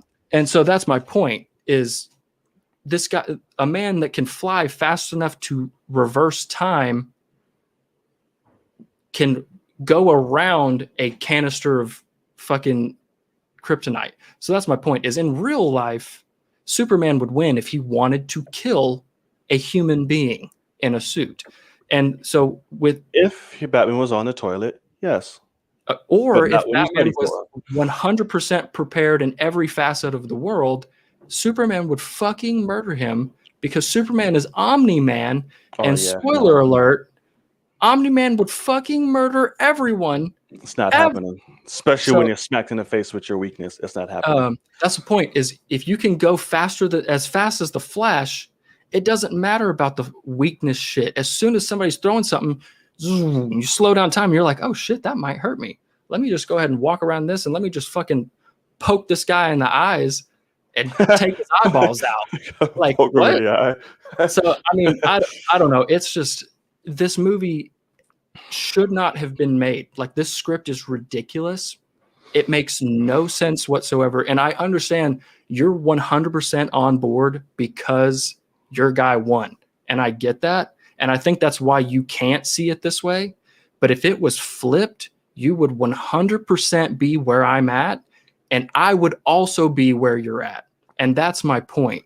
That is not true because I know what this movie is. And I'm not looking for some serious ass crazy explanation for things. You're telling me right now that if this movie started and Godzilla was in a dome and had been in a dome for 50 years and it ends up that he gets his ass kicked in all 3 fights. Because that was the thing too is fucking what's his face that doesn't matter was like, oh, well, Kong took this round. I was like, fuck, he did.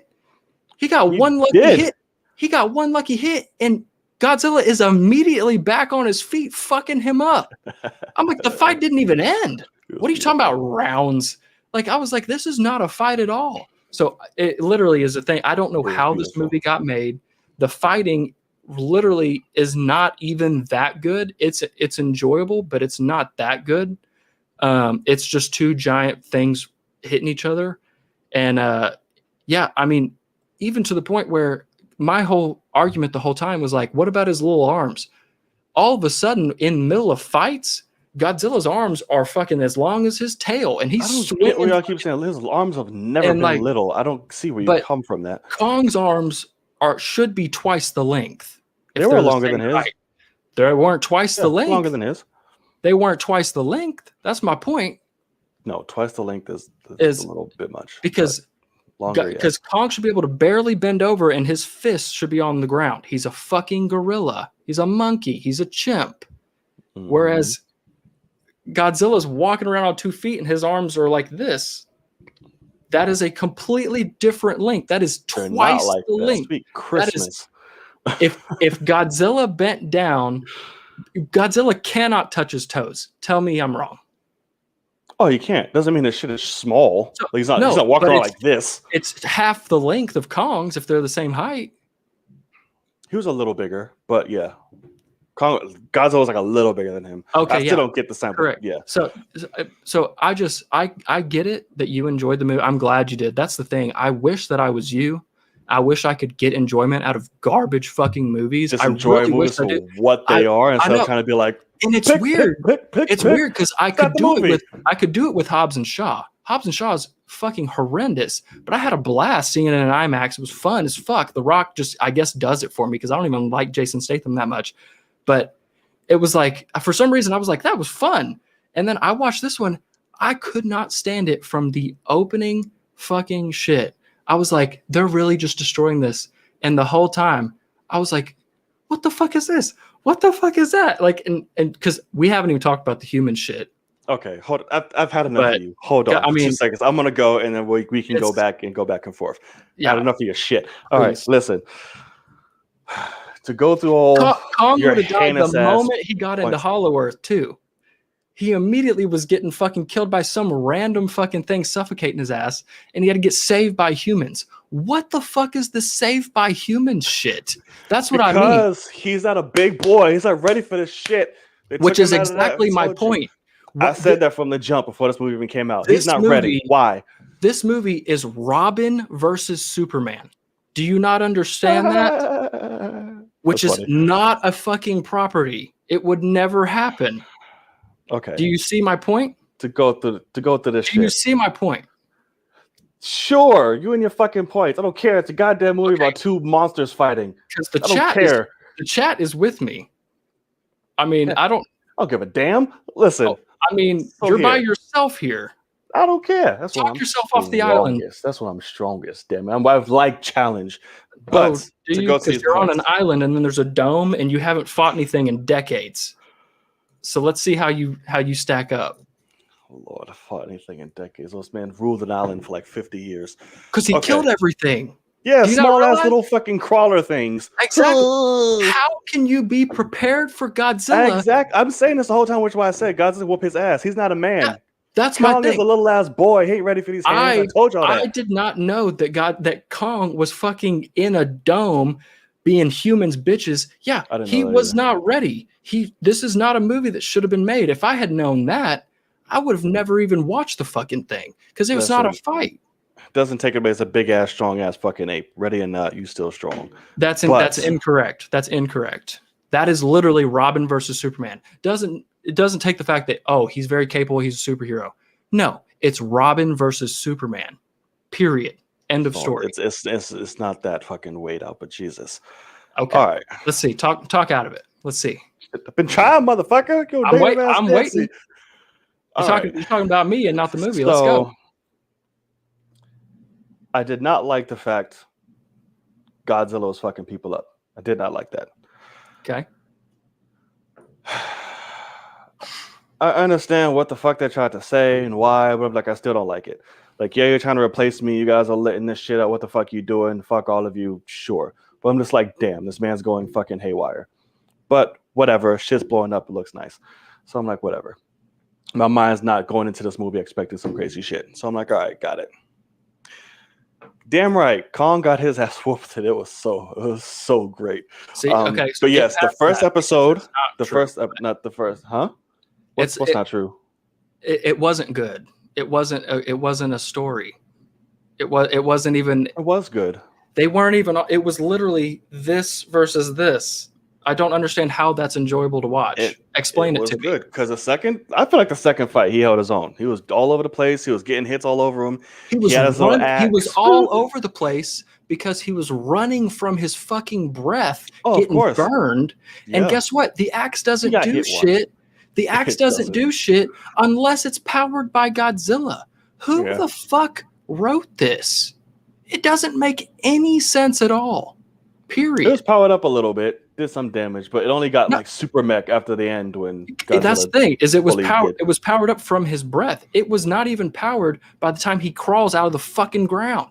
It was powered. It was lighting up blue. It was powered the whole time because you got the source from there and he crawled out and it was powered still. He was literally at the source of it all. Right. That's why Godzilla was like, oh, he's fucking with shit. Boom. That's why he knew. What's the anatomy of the Earth, by the way? Some shit that Godzilla knows. Fucking ridiculous. So the story is simple as hell. I don't see how I can say it doesn't make it's very simple. Hey, guess what? We need Kong because fucking Godzilla's going crazy. Let's bring him over here. There's this hollow earth theory that you talk about scientists. We have a way to fucking get there. We can use Kong to do it. They fucking manipulated this motherfucker. Say, hey, your family could be there because he's lonely. I've been in my dome in an island. Your family could be down there. They follow him. They grab the source to power Mechagodzilla to keep the humans above Titans and shit like that. It's used, controlled by Ghidorah. The psychic links. One's in fucking do this fucking VR shit. Obviously, fucking Ghidorah takes control, and cool. We gotta fight. Hey, I whooped your ass. Got it. You're bowing down. You're done. Cool. I'm gone. Mechagodzilla comes. Hey, I just finished fighting this monkey for fucking 3 days. Is this? I just had this whole thing. Is this fighting. terrible I'm not synopsis 100%. supposed to make it more enjoyable for people? You're just literally laying out why this is garbage. Why it's garbage? It's simple. What do you need? Tell me why. Here's the thing, America. Logan expects a movie for about two big ass monsters to have the most Oscar-winning fucking writing that there is, the most in-depth conversations. I want you to explain to me why two monsters are fighting. Before that, tell me why Godzilla destroyed an American city and power plant for one eyeball. A whole city destroyed a power plant. Just a plant. Yeah. He destroyed it because he wants these motherfuckers to stop. Why would he not go to Mecca? Because he's saying, listen, I protected y'all motherfucking asses, whatever for peace. Mecca? Mecca's been powered up multiple times and tested in that shit. Why not go there? They did. That was the same place Mecca was at. No. It was on the other side. Oh, no, the thing was in Tokyo. His was in Florida that he destroyed. Yeah. He's going through all that, bitch. I'm taking every facility you got to make sure y'all can't do this shit. So then, why is he killing people on ships before he even gets to Kong, which is so not him? No, you're right. I don't like it. Like I said, I think, and they explained it. I'm like, yeah, I get it, but I still don't fucking like it. The fact that, hey, I've been protecting your ass for all these fucking years. I brought you peace. Y'all motherfuckers trying to replace me. Y'all trying to do all this shit. You know what the fuck you're doing? And he's just going to kill everybody. I don't agree with it. But that's the explanation they gave. I still don't like it, but that's what they gave. Well, you seem to have loved the film, so I'm trying to figure this out. Yeah, because it's a film about two fucking monsters fighting. What is there not to... That's the other question. Why was the finale in Hong Kong and not Tokyo? Which is... Hong Kong is fucking destroyed. Sweet Christmas. I do love this too. Kong climbed out of Hollow Earth in seconds, but it took him a dimensional travel to get there. Doesn't make any sense. Do you realize that they're going, we could have called Bruce Willis from Armageddon and he could have dug our way to Hollow Earth. We didn't need this fucking like anti-gravity ship thing that can... They didn't know. They was like, hey, that's not... Now we know. And now so now is that shit just open? So what if other monsters like crawl out? I was like, oh, hey, hole. And come to whatever. But, and again, here's the thing.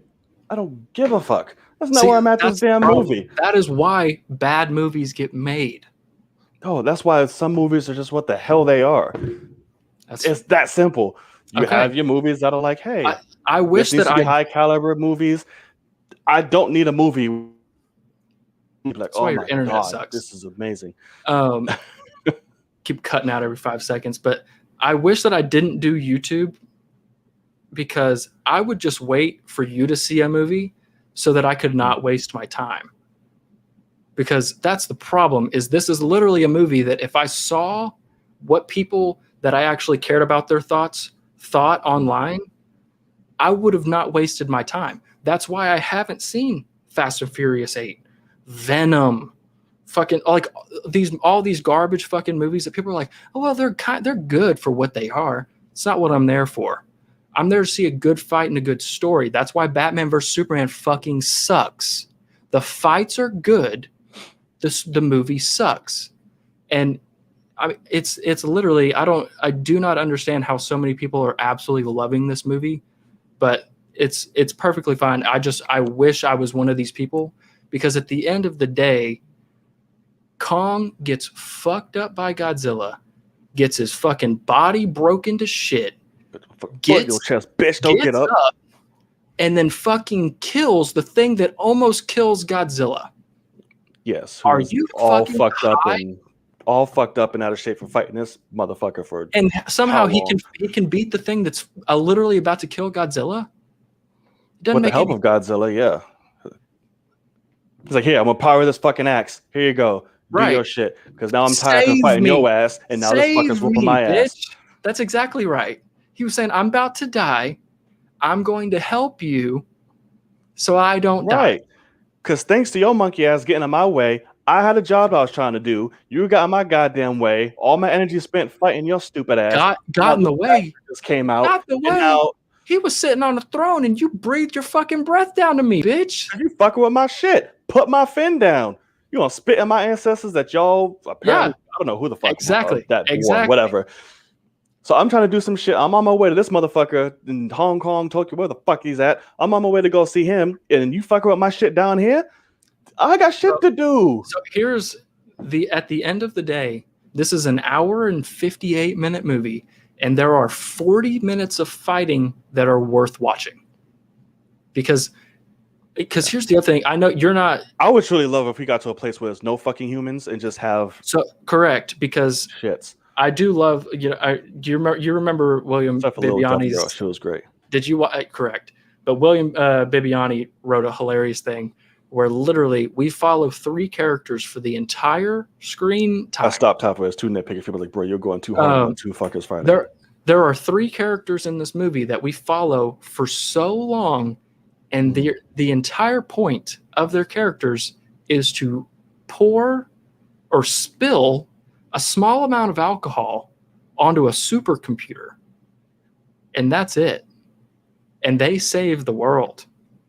And I know that you're not. I mean, they discovered some shit like, oh, Mecha, what they're doing. It was all about the organization. None of that matters for what I thought it was all about fighting. There's nothing that matters about what they do. We could never see them, and nothing. What? Don't try to use for argument against me if it's that's exactly wrong. That's not. It is wrong. Explain. Okay, go ahead. You're gonna say I never said, "Oh, it's a shit." I'm trying to tell you, I don't care about that. But the story, I can understand what the fuck's going on. You're like, "Oh, it's really horrible. None of this makes sense." Da, da, da, da, da. That's your thing. Don't use your thing against me. It doesn't apply. But yes, their part was the discovery of fucking Mecha. It was for us, rather, I guess, prospectively. For Mechagodzilla, what they're doing, their bullshit, dirty hands and organization, what they're trying to do, and the fucking, what's the dude of Apex leader's name? His shit. It was all to expose all of that. Yes, at the end of the day, their big thing was, ooh, drink.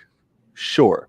Correct. But they were literally put there to discover things for us, the audience. So what I want you to understand is that I could pour this whole thing of my drink onto my monitors and onto my $1,000 computer right here, and I wouldn't even go off camera.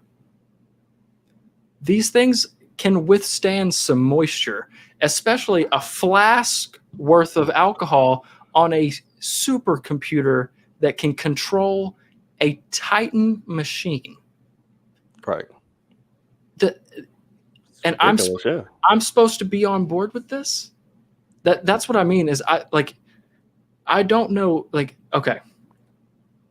I do not watch movies that for second viewing I have to skip. Period. I think that that's not worth watching. I don't want to support movies like that because I don't want movies like that made. I want them to make a Godzilla versus Kong movie that I don't need to skip anything. Okay, so we just said, hold on, pause. I'll let you finish that. So we just said, as much as a great show it is, Carly's shit is skippable Friday. We don't give a fuck. But Correct. You love Falcon and the Winter Soldier. And I said that it's worth skipping. Correct. And that's what I said. It's not good. No, you just said you don't watch shit that requires you to skip shit. So why are you watching Falcon and the Winter Soldier? Over again. That's my point. I will not watch those episodes over again. Okay, you did say that part over again. Okay. Good point. Okay, continue. I mean, what you're trying to argue with me, it will not work. You have nothing. I have everything. Your argument, John, this is all you've got for every single franchise that you love that I hate is, hey, I don't care if it's bad. I enjoyed it. And if that's the case, that's fine. But nobody said it was bad. That's you. But my Your opinion is fact. still vastly valid because I'm pointing out logical things Not that as a general thing. But John, facts. you of all people should understand who's trying to get into the industry that if you had a script that was better than that, you wouldn't get a fucking job. That's my point. That pisses me off, absolutely. You have to do good shit. That. And we are paying money and studios are giving hundreds of millions of dollars to garbage. Make a fucking good movie. Period. But you're saying it's garbage. This is my thing. You just said that the entire human storyline is bad and you wish that they weren't in the movie at all. I said I don't give a shit. You said I wish that we could get to the point with humans. Oh, of course. That is not saying anything about what's in this movie. I just want a full thing of just fucking monsters going crazy, like a Planet of the Apes. That has nothing to do with them being shit. It has nothing to do with any of that. Those words never came out of my mouth. I said I do want to get to a place of that. Absolutely. But that's not saying, they're garbage, they're shit, they're that. I never said that. So for the story of this one, though, you needed the humans? Because we could go back at the beginning of this, the middle of this, the end of this, the second end, and the third end of this conversation. Well, apparently we need fucking humans to save contest. And you say, it's all about all I care about is these monsters fighting. Yeah. So which is it? Well, that's not the same thing. You're trying to make an argument that's not there. Me saying I'm fine with fucking being a monster for 2 hours does not mean the human aspect and stories are just shit. And it's all. I never said that. I said which part of the human enjoyment things in my mouth. Which part of the human story did you enjoy? Again, a good movie. I enjoyed it all. It's fine. I liked it. I liked it. Okay, I'm done. I liked it. God. Did I not say that, chat? Did I not say that I liked it? I get what they're trying to do. I don't give a shit. I get it. Cool. I liked it, but I'm not going to say it's shitty. I'm not going to say that multiple times you didn't like it. No, I did. What the hell? Chat. I'm not speaking Chinese, right? What I'm saying, I don't care. You're speaking fucking bullshit. Right, I'm speaking. I don't give a shit. You want to keep them? Cool. You don't? I'd love to see it without them at it. Cool. That's me saying I don't care does not mean, hey, this story was shit. They're bad. It was horrible. Those words never came out of my mouth.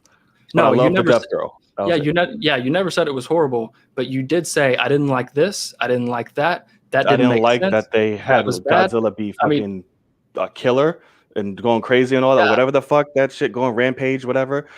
Cool, sure. I'm like, I just don't like it. Doesn't work for me. I get what the reason why, but I'm just like, whatever. That's my thing, but that does not mean all of them are fucking god awful. And that's my point is. There's completely just utter, like, why did this even be made? This and about all the other films you fucking think are not one of those. Some films, you know exactly what they are. That's it. They entertain. That's cool. Because Sir Logan does not feel that, hey, this is garbage, this is bullshit. I'll see how anybody can. It's not thy place to say. And obviously, everyone else does not agree with that situation, and it's fun. I know, but I'm saying that. It's speaking as if a positive or a certainty that this is what that film is, or all those that you don't like Fast or whatever. But clearly it's not the consensus. They're fun as hell. Some are stronger than others. Yeah, obviously. But to say, like, I don't see how people see this. I don't see how Justice League and people say it's a fucking masterpiece. I don't see how... That's just things people are. It's what the movie is to them. It's what the movie is intended to be. And that's what should be enjoyed. There should be no more serious thought into that. King Kong should not be taken fucking seriously. That's serious. At all. So that's my thing, though. This is a $200 million movie, and more than half of it can be skipped, and it be the exact same amount of enjoyment. Okay, that's my problem. Got it. Okay, that's my problem, and the rest of that isn't worth watching because it's a bad story. Because it's Robin v Superman. And notice that I'm not saying Batman v Superboy as well, because Superboy would still kill Batman, but that's besides the point as well. But you know, that hate. I don't know. I enjoyed it. I thought it was fun. Maybe it was. I've seen it a few times, and it still changes. I can't even say that. Like I said, I'm not expecting much from the human aspect. Like I said, I also don't care. I just want to see monsters fight. Yeah, that's why I'm here. And that's the difference between us. Is I respect my time more, I guess, and that's fine. That really is fine. I mean, because it's a thing of I went to the movies, and I should have gone to bed an hour earlier than I had to that night, because it wasn't worth staying up. Is literally, I mean, what I didn't expect is that I could have had the exact same amount of enjoyment from home for this movie. That's what I didn't expect, because the visuals are great, but it wasn't the spectacle. It wasn't that I liked. It was just like, oh, it's fighting. I mean, I wish that it was more in every facet, because even at the end of the day, like, you can talk about the inconsistencies with scale. You talk about this, you talk about that. You talk about how in one shot they're doing what they should be in terms of their size, where they're super slow. And then the next shot, Godzilla's going, bah, bah, bah, bah, bah, bah, bah, bah, fucking up Kong's chest. And I'm like, he should not be able to move that fast. That's physically not possible. You know, Pacific Rim understood that. This can't. And like, so it's none of this is possible. But that's the thing, is this based on our planet or no? Because there's people running around dying. I mean, that's my thing, is like, I'm just talking about, like, he shouldn't be able to move that fast. There shouldn't be a fucking 300+ foot fucking lizard either. But from one shot to another, they should be able to move at different speeds.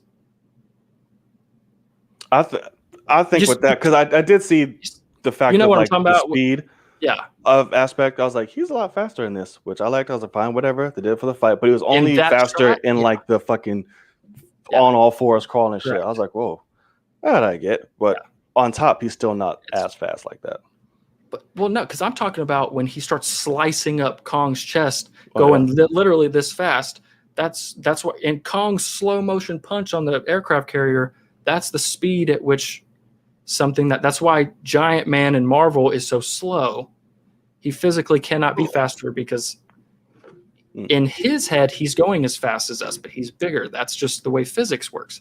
And so it's just, you can't, the inconsistencies in making a movie, with how long this movie has been able to be in development and post-production, which is all CGI, this should not be the case. This movie should have been a tight, everything necessary 2-hour movie, and instead it should have been 38 minutes long and still been fine. It should have been a short film it should have been Godzilla kills Kong short film. That man almost did die twice. That's pretty. I know, and then somehow Kong killed the thing that almost killed that guy. Yeah, because I'm tired from fighting your ass. Crazy. So, Kong was dead. He got supercharged. He got a Godzilla MacGuffin. That's not supercharged. He fucking on his chest and he's about to die and supercharge up. There you go. Get the fuck up. If you're dying on the table and they fucking zap you, your bones don't heal. Oh, you just pop that shit back in place. That's it. But his ribs were broken. Kong stepped on his fucking chest and destroyed his chest cavity. Where are you? What theater were you sitting in? That's what I mean. Stomp, but it could. Whatever. I will admit, it's like someone giving you an adrenaline shot. That's why I took it. That's not. But do you remember me saying this a long time ago? I said, if Kong loses, I would rather him die, because I do think that's what Kong would do. Like, Kong would fight to the death and die. And I'd be down for that. So when he was like gonna die, he did, yeah. And I was like, oh, if they leave him dead, big swing. No, let's let him go save the thing that just easily killed him, because he's now dying. But now I can beat that thing. It doesn't make any goddamn sense. That did hurt to see. I did not like that. How Godzilla was just getting completely fucking fucked. Godzilla literally turned into Kong's character. Yeah. I'm like, Jesus Christ. But I'm like, fine, you're worn out and tired. I get it, but damn, can you get some licks in? Like, can we help with shit? So that hurt. That hurt a little bit to see. That's true too. But Kong had to get his redeeming moment, I guess. Huh? Why didn't Godzilla roll up on Skull Island? That would have been dope. That would have been really dope. Like, why didn't you come to my ceremony, motherfucker? Like, where was you? Where was you at when I was getting sworn in? That's disrespectful. Yeah.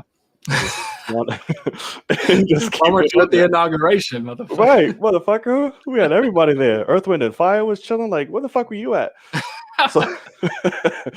So yeah, I did think that it was cool. That Kong, sign language and all that shit was pretty cool. Like I said, I like the relationship with him and the Deaf Girl. Was the Deaf Girl was good. Yeah, she was really good. Coward. It was great.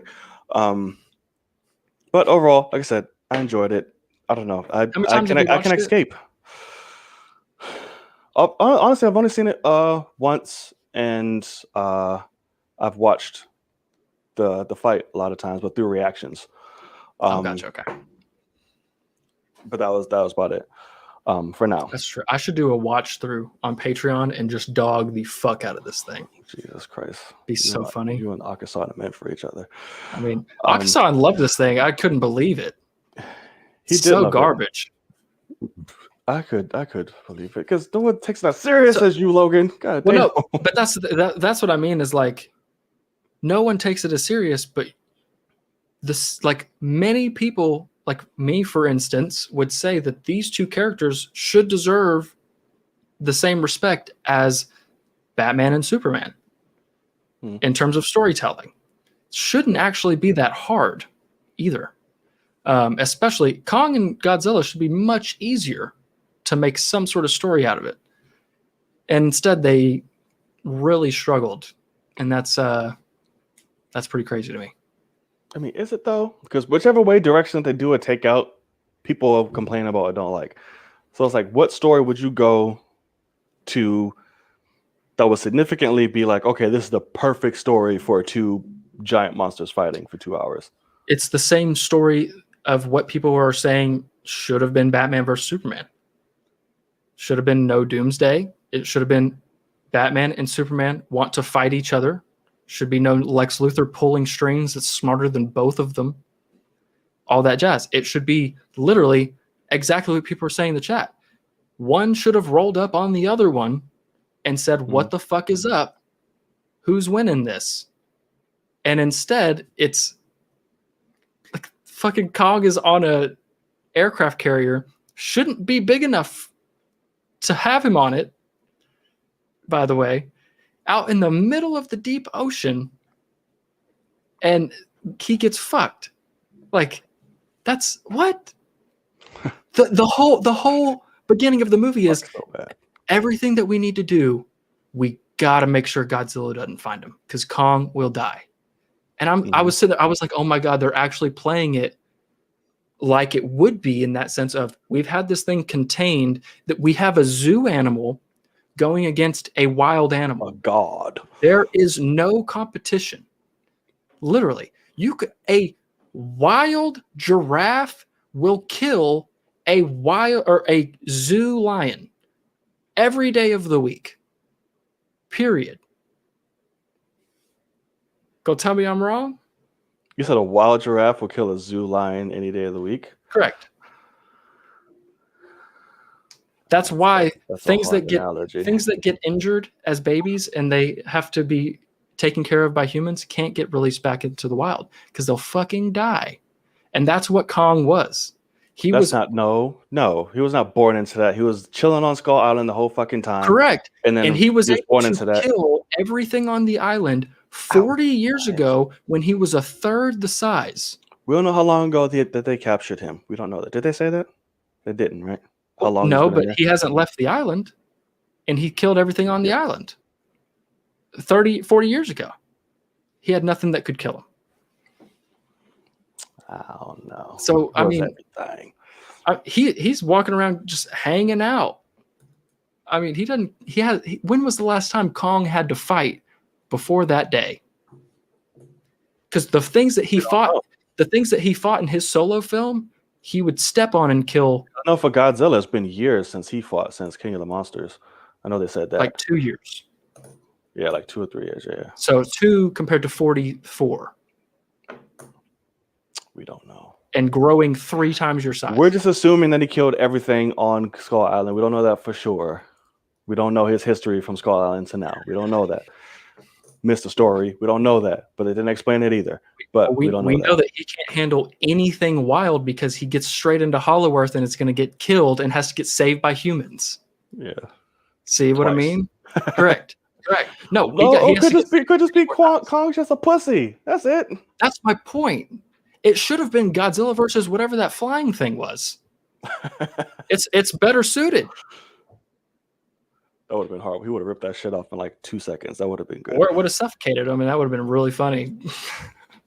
Oh God, that would have been Godzilla versus No Name Titan, and Godzilla loses. Right.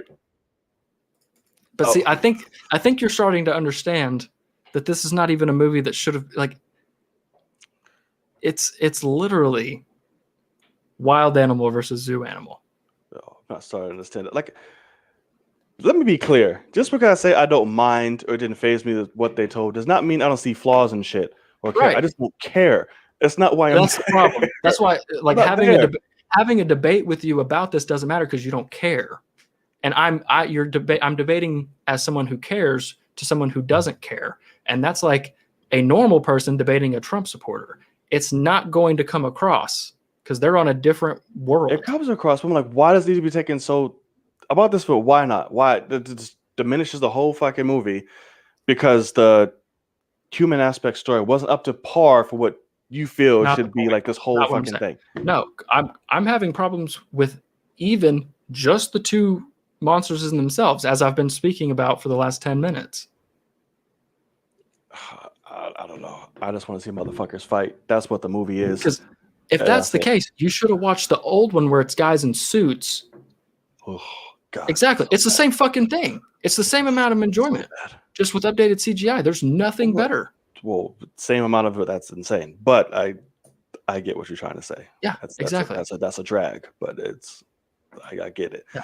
I don't know. I enjoyed all aspects of it for what it was, human and monster alike. I get it. It was popcorn in my face and an icy in my hand, and I was happy. That was it. Some movies, Joker, sure, break it all down. Needs to be. Fucking Godzilla vs. Kong. I don't need all that. It's not that. But that's my point. Is you do need it for Batman. Oh yeah, absolutely. Yeah. Right. So what was the point of saying that? Do you need it for shit? Do you need it for something like shit movie? Yeah, BVS. Is that the point that you're making? Why you brought up Batman needs it? My point is you have standards for other characters, but not these. The 2, for a different part of the world, Godzilla and Kong are their Batman and Superman. Right, absolutely. And I'm pretty sure a lot of people enjoyed it. Just because you did not mean others did not. But you're missing the point. I'm saying they went into it hoping for what Batman and Superman deserve. And you would admit that they deserve better than Godzilla versus Kong, no? Yeah, I'll say they all deserve it. Yeah, the all icons. All I need. I don't need to hear anything else. Yeah, they're all icons, of course. But shit, I got what I got. I enjoyed it. All right. What can I say? That's if Endgame was on the level of Kong versus Godzilla, it was the same level as that. Yeah. Because this is the final movie of this franchise. This is the end. Oh, for now, you didn't see the Restore the Monsterverse. Yeah, that going around. Not even in it. What matters is Japan, and they don't speak English, so it might need to be hashtag in a different language.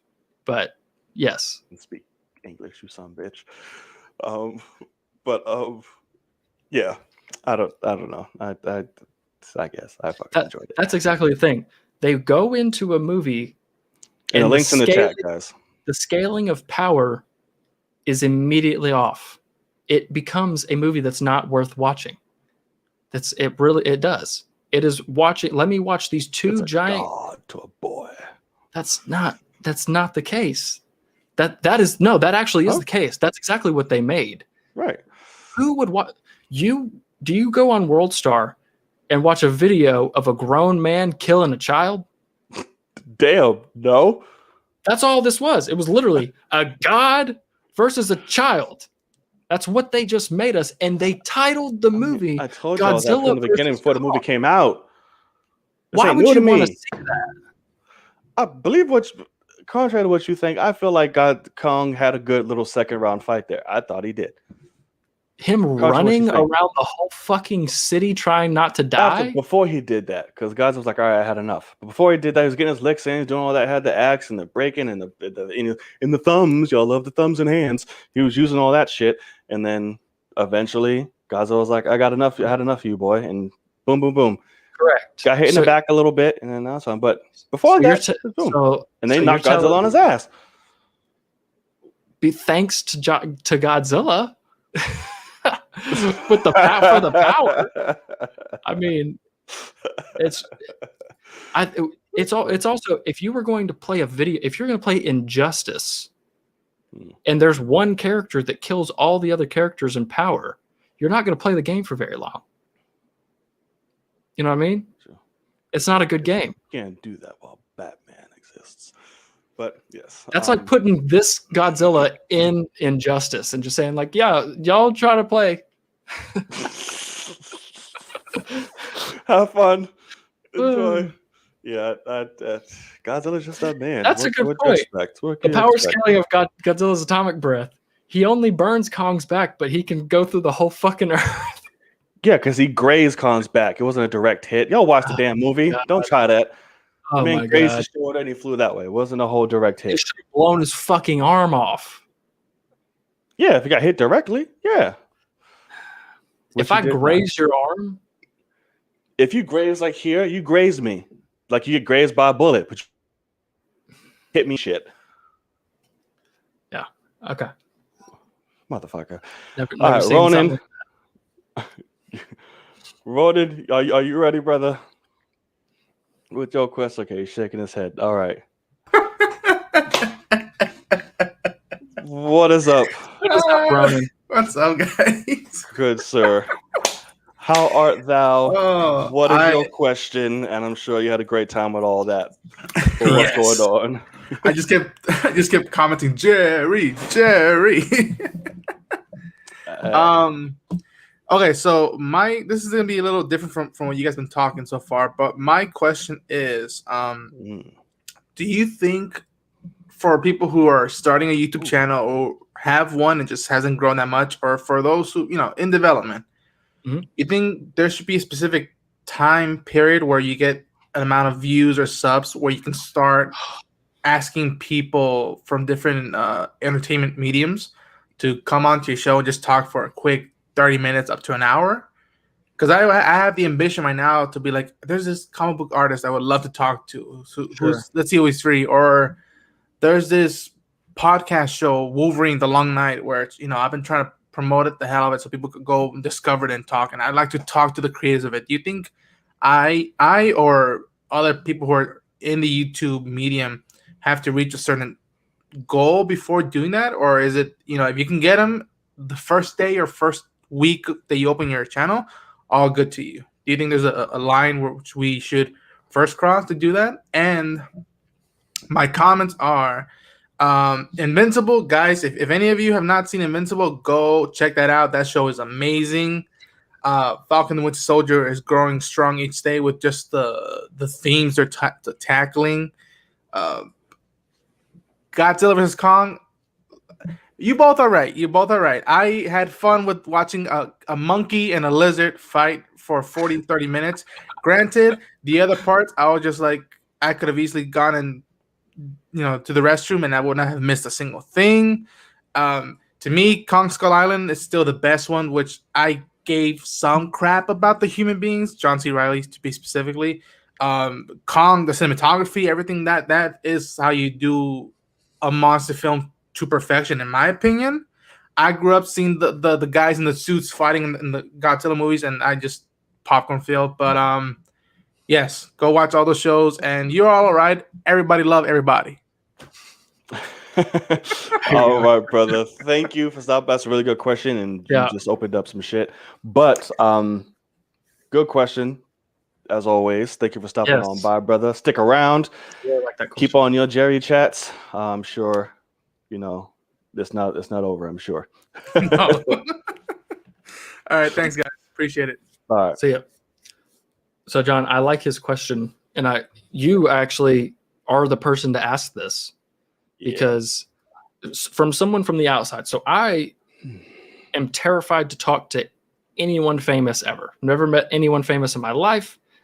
Probably never will. And if you think that I got the balls to say like, hey, come on my show on my YouTube channel, I'm terrified. John, on the other hand, has done that and does that consistently. And I don't know if you've gotten anyone, but what I say is literally as soon as you want to talk to someone, try. And it might be a thing that you send them a message 3 times a year for 10 years, and finally they look at you and go, "Oh, this guy's kind of big. Let me reply." They might ghost the fuck out of you forever.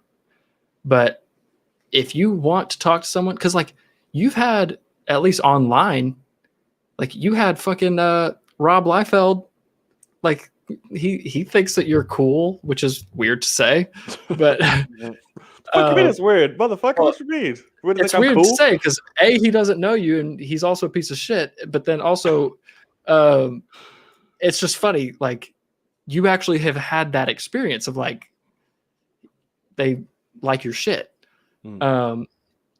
So what do you say? Do you think that there's a threshold you need to cross, or are you?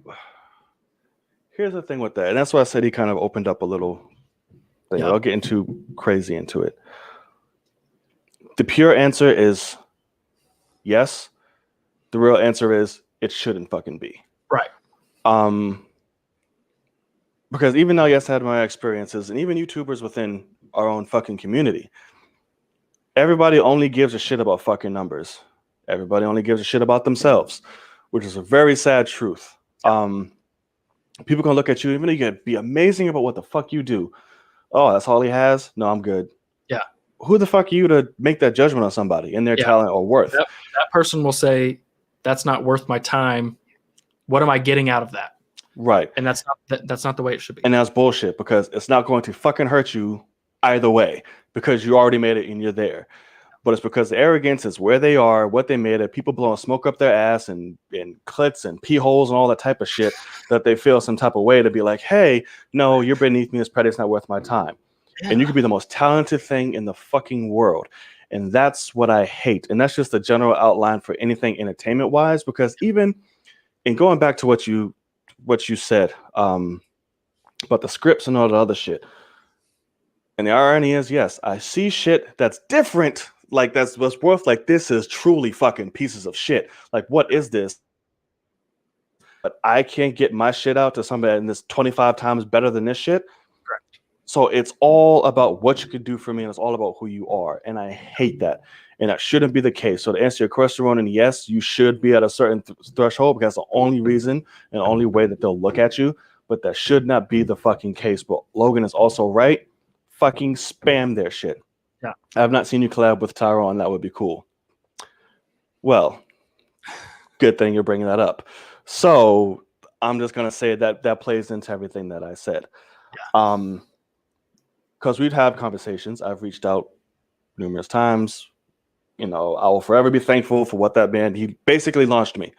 Really? He did, straight up. Yeah, Tyrone. He was, the first video I've ever made was directly towards him. Man, he reacted to all of them, got me out there, and I blew the hell up. That's how the night came along back in the day when people actually gave a shit about me. So we'll forever be thankful, but success has done its thing. Yeah, exactly. So it's a sad reality, and I really do hope that you get who you want to, and I really do. Spam them, because like I said, I even spam, like I said, YouTubers in my community, like, hey, we got the show coming up. But some people are just generally busy, and they can't, and they'll be able to tell you. It's all about communication. That's what I respect. If you're busy, cool, tell me, I got it. We'll work on it down the road. And that's why you haven't seen as many people outside of Akasan come on, because they just don't have the time yet. So that's future shit. So yeah, it's just a sad truth. But I mean, so that's the thing too, is for me, so like when I started, which years ago, but I started reactions because I wanted to talk about movies. Like I really wanted to do movie reviews like Chris Stuckman, but nobody's going to look at a nobody on YouTube talking about movies and don't even know how to talk about movies. They're not going to do that. And so reactions was a way for me to get views. I had to be first. I had to be now. As soon as it's out, you got to go. So when people are searching for it, yours comes up, because as soon as the bigger person goes, they're above you. You're fucked. And that's it. And the people that made me start reacting were Tyrone and Akasan. Period. End of story. I mean, and I loved Tyrone. Like I fucking was obsessed with him. Every video that came out, I watched it. Same thing with Akasan. I still distinctly remember watching Akasan watch the Age of Ultron trailer and start fucking crying while he was eating like orange slices or something, because he'd just woken up, and he was like, he like saw the shot of Ultron from behind in that chair and was like, that's straight from the comics. Holy shit, like they're doing it. And I just remember like seeing him, somebody that's much more knowledgeable than me, also like freaking out. And they were who made me like want to start. And then John was the first person that like out of nowhere, he made a video called The Night Acknowledges and made a fucking video about my channel and who else was on there at the time. And it was, I remember going like, holy shit, somebody watches me that does this. And they actually just made a video about it. And I just remember I freaked out. And so like, I remember like you made that video, and then we made like a reaction to it. And like in my actual like head, I was losing my shit, because I was like, this is actually becoming something. It's worth something. Did I ever think I'd be sitting here with him? No. But then also never in a million years I think I'd be talking to Akasan. And that's because of him. That's because of Night. And that's the thing too, is Akasan is on the other side of the fucking world. Right. And he makes time to get on here with people like us. Right. Like he believes in that, like, because I mean, it's funny, but I remember like people used to make videos about reactors, and there was like a thing, and it was like they'd put our faces on trailers, and like I remember like Suicide Squad, they put my face on Captain Boomerang, and I was like, I fucking hate that character. Night v Tyrone Magnus. Yes, exactly. And so like, I remember that shit. And it's funny because now I see people do that, and like I'm not a part of any of it. I see people do compilations with 50 reactions on it, and I'm not one of them, and neither are you. And I'm like, what in the absolute fuck? And neither is Akasan. Akasan's not even on these motherfuckers, and it's like it's so crazy. But what I will tell you, and this is just what John has showed me, is that it takes a form of confidence to say, even if I have low numbers of this or whatever, we'd have a good conversation, and I'd be interested to have you on. And even to the point of say, I'd like to make content with you. You know, yes, you'd probably boost my numbers, but I think it'd be cool for other people to hear what you have to say. And, along those lines. And yeah, I mean, when it comes to, collabing, like Tyrone's gone. I distinctly remember the day that he sat there and made a video and was like, I was able to quit my job. This is now my main form of income. I was like, oh shit, like you can do that. And then it just felt like, all of a sudden it became, let me make a video to every fucking thing imaginable. Even shit that's like massively debunked as fake, doesn't matter, like all that. And like he doesn't talk to fucking anybody. And I remember he was on fucking Movie Talk, and I was like, I couldn't fucking believe it, really. Right. And it's a thing that is it's not even his fault.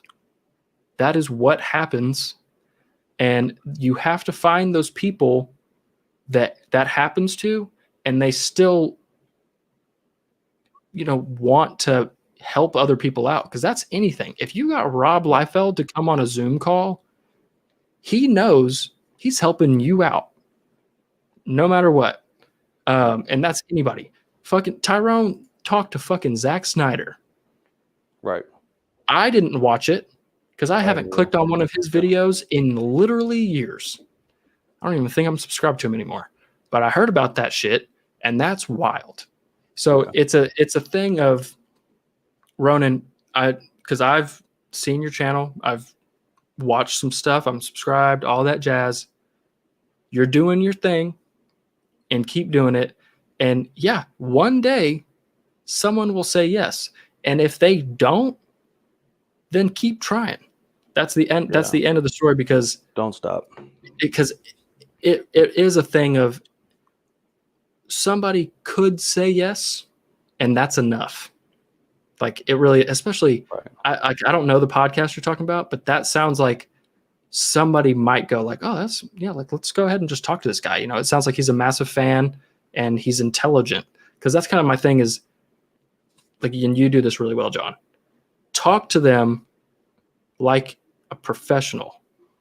Don't talk to them and say, oh my God, I'm the biggest fan. I'm geeking out. I'm nerding out. Something like that. That doesn't work. Give them why you want to talk, and then keep trying. That's kind of the thing. And so, and it may not be. And some people just aren't like, oh, like that's cool and all. Like I appreciate, but it's just not my thing. Like Correct. I remember I tried the cyber nerds. Yeah. Quite a few times. Like, yeah, that's cool. We appreciate, but it's not really our thing. Like stuff like that. I'm like, cool, got it, granted. And to be honest with you, a lot of it plays into factor. Viewers have a lot to play into that, because they are 110% immersed and brainwashed in a sense. They're used to what they're used to. Yeah. So anybody new, it's just like, I'll look at you, but I'm not going to subscribe or support because I have this person, that person, that third. You're not one of my people. Yeah. Right. And instead of supporting, people have great content. Like, that's why I hate, like, you'll have like thousands and thousands and thousands of fucking viewers on a video. Why the hell aren't you subscribed? Yeah. But you're watching my shit. But it's because they're not the norm. They're not what they're programmed to like in art. And it's anybody watching this, like it's watching this now, live, playback, whatever, you're not subscribed, but you're watching or whatever, you like it, whatever. Hit that subscribe button. You do not know how important, like I'm just speaking in general, not just for me. Like you don't know how crucial and important that is to creators. Stop living in a bubble because you're used to something. Yeah. Go for people who are different. Go for people who are unique, who are trying to make it in this industry, but because they're not big and huge, you don't give a damn about them. That's not cool. And that's what I'm saying. Even back then, I always joke, and it's always going to fucking sting. Like, and I tell people, and even to this day, when I see things or whatever, it kind of stings and still kind of hurts because, to be honest with you, like I said, I was one of the fucking OG reactors back then. I started all this shit. Correct. And it never from day one, it said, I'm gonna get big and grow to help those who are coming after me. Correct. Always. Yeah. And that's why, like I said, Logan, the story he told you was 100% true. Him and the person he's doing it with back then, like I said, they were my absolute favorite. I was like, yo, I fucking love these dudes. Like, yo, here, people look, boom, boom, boom. Yeah. I was always trying to promote people and push it out there because that was my fucking job. Like, if I'm bigger and people look up, yo, I'm a fan, yo, let me help you out. What you got? Right. We are a community. It's a community for a reason. Exactly. And I hate that that's completely lost these days. It's all about just me and fuck everybody else. It doesn't care. There's no uniting. That's why I did like the trivia stuff. That's why I did like the community stuff. I'm like, bring everyone together, big or fucking small. That is the point. Sorry, Ronan. I told you opened up some shit. Yeah. This is a great conversation. But it's important. Yeah, it's important. And like I said, I wish the best for you, and I hope that it can. And anything that I can do to help, look, whatever, let me fucking know. Because that's the thing is, it's funny because I didn't even have the idea of this because had never worked with StreamYard, anything like that. But when John was like, hey, we're going to do the show together, like we're bringing this shit back, all that jazz. And you were like, at the end, I'm going to drop the link in the chat and people can join in. And at first I was like, whoa.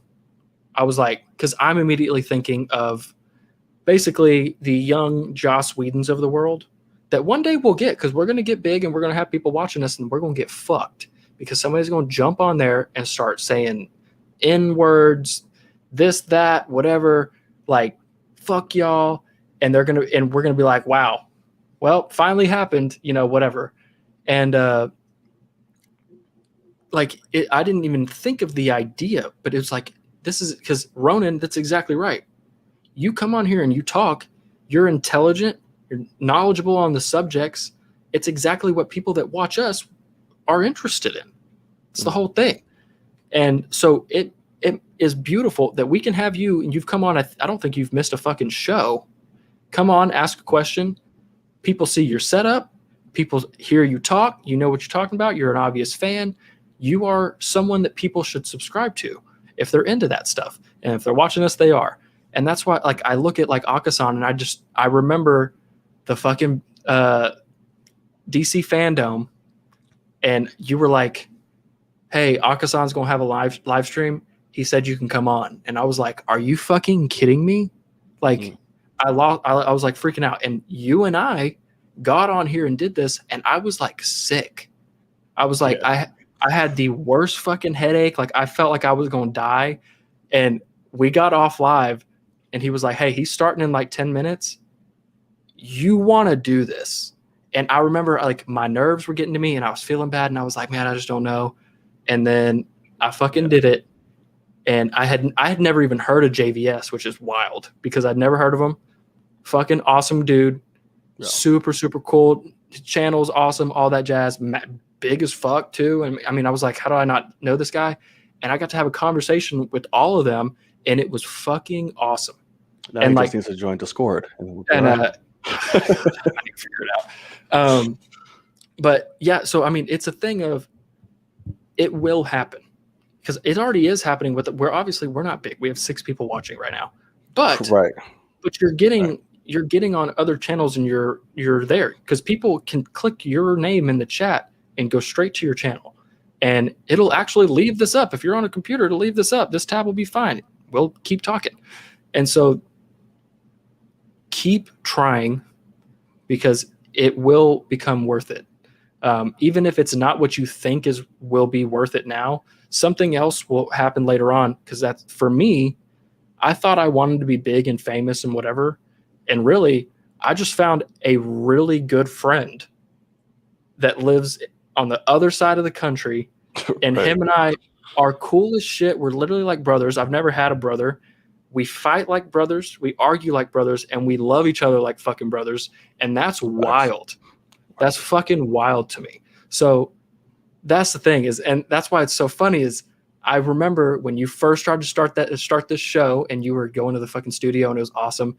And you had me on first and it ended. And I was like, hey man, I was like, you do your thing, have whatever guests you want on. I was like, this show is going to be ours. Cause that was fucking awesome. Yep. And you and I are meant for this. And you literally, he was like, cool. Yeah, we'll see. And I went on multiple times and it was cool as fuck. And then COVID hit, everything went to shit, whatever. And then it became this. And I'm so fucking glad because we have fun. What we wanted is literally what today, this is like the first time it's really happened. He's Stephen A. I'm ugly ass Max Kellerman. And and you are watching us on First Take. That is it. Like, that's what we wanted, and that's what y'all saw. And I saw somebody, I can't remember who it was in the chat, was like, y'all arguing like this is good-ass content. And that's correct. And we do that in fucking text.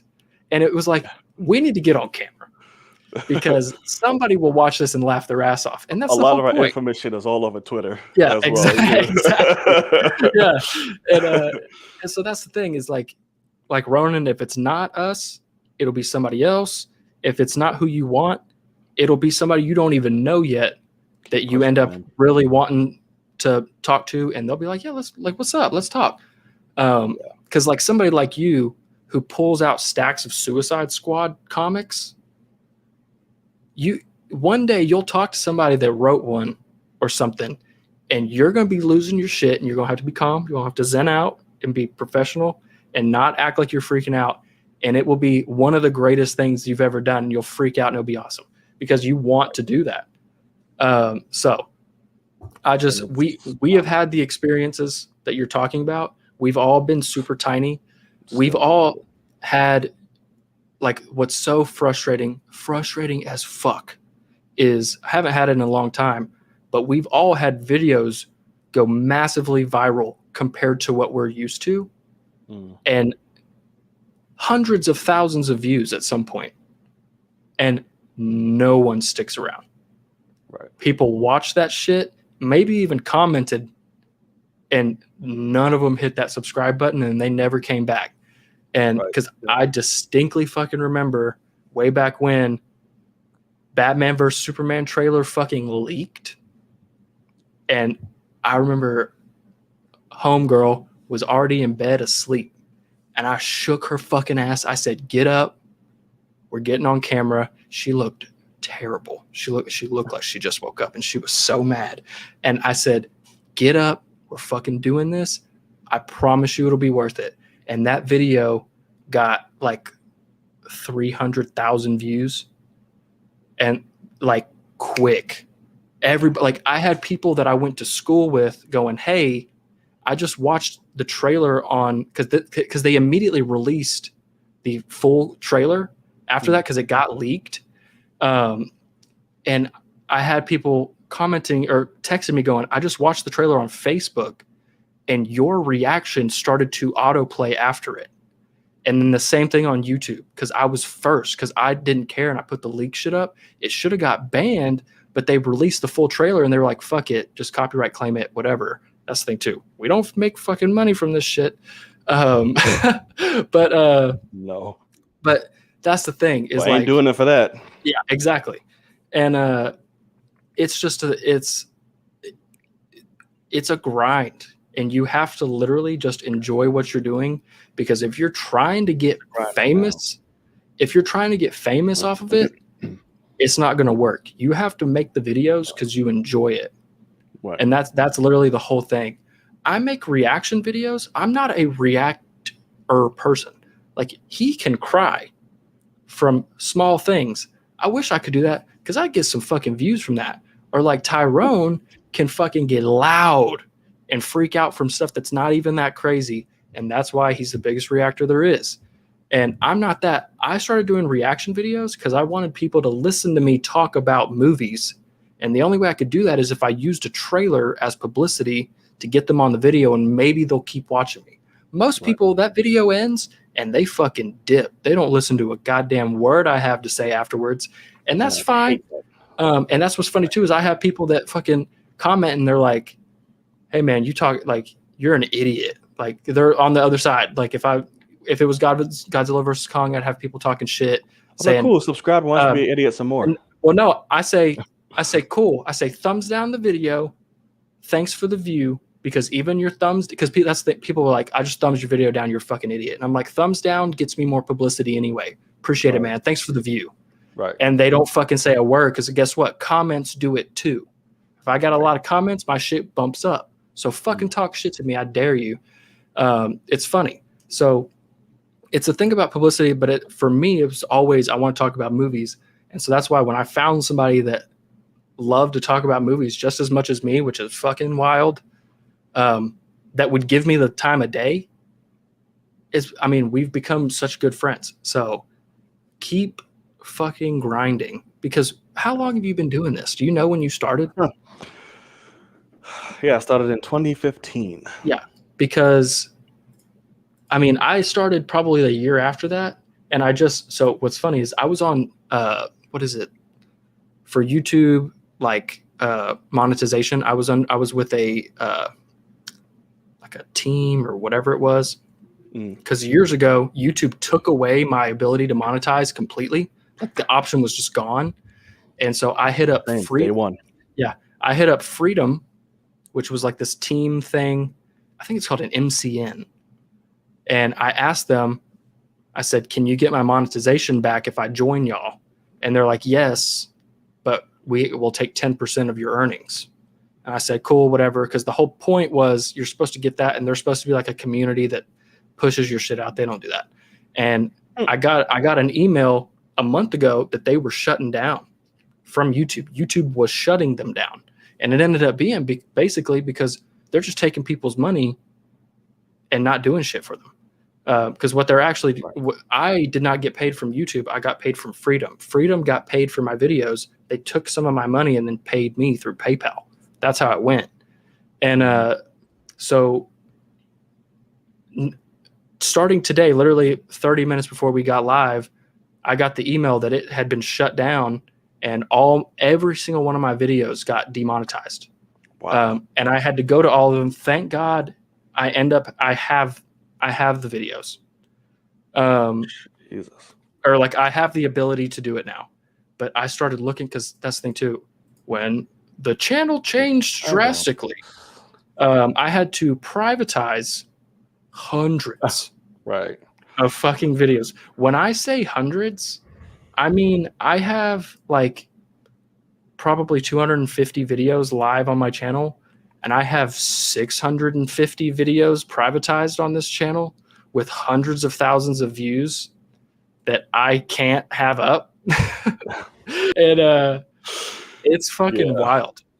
So I can imagine that's pretty rough. One of my Infinity War reactions, 102,000 views. Yeah, and like it's like I hate that. And then the people come in, they just view the reaction and leave. Yep. Support that person that you're watching. Like, what are you doing? Like, why would you even do that? Like, I'm not gonna like any person I watch do whatever. I'm like, okay, cool, click, subscribe.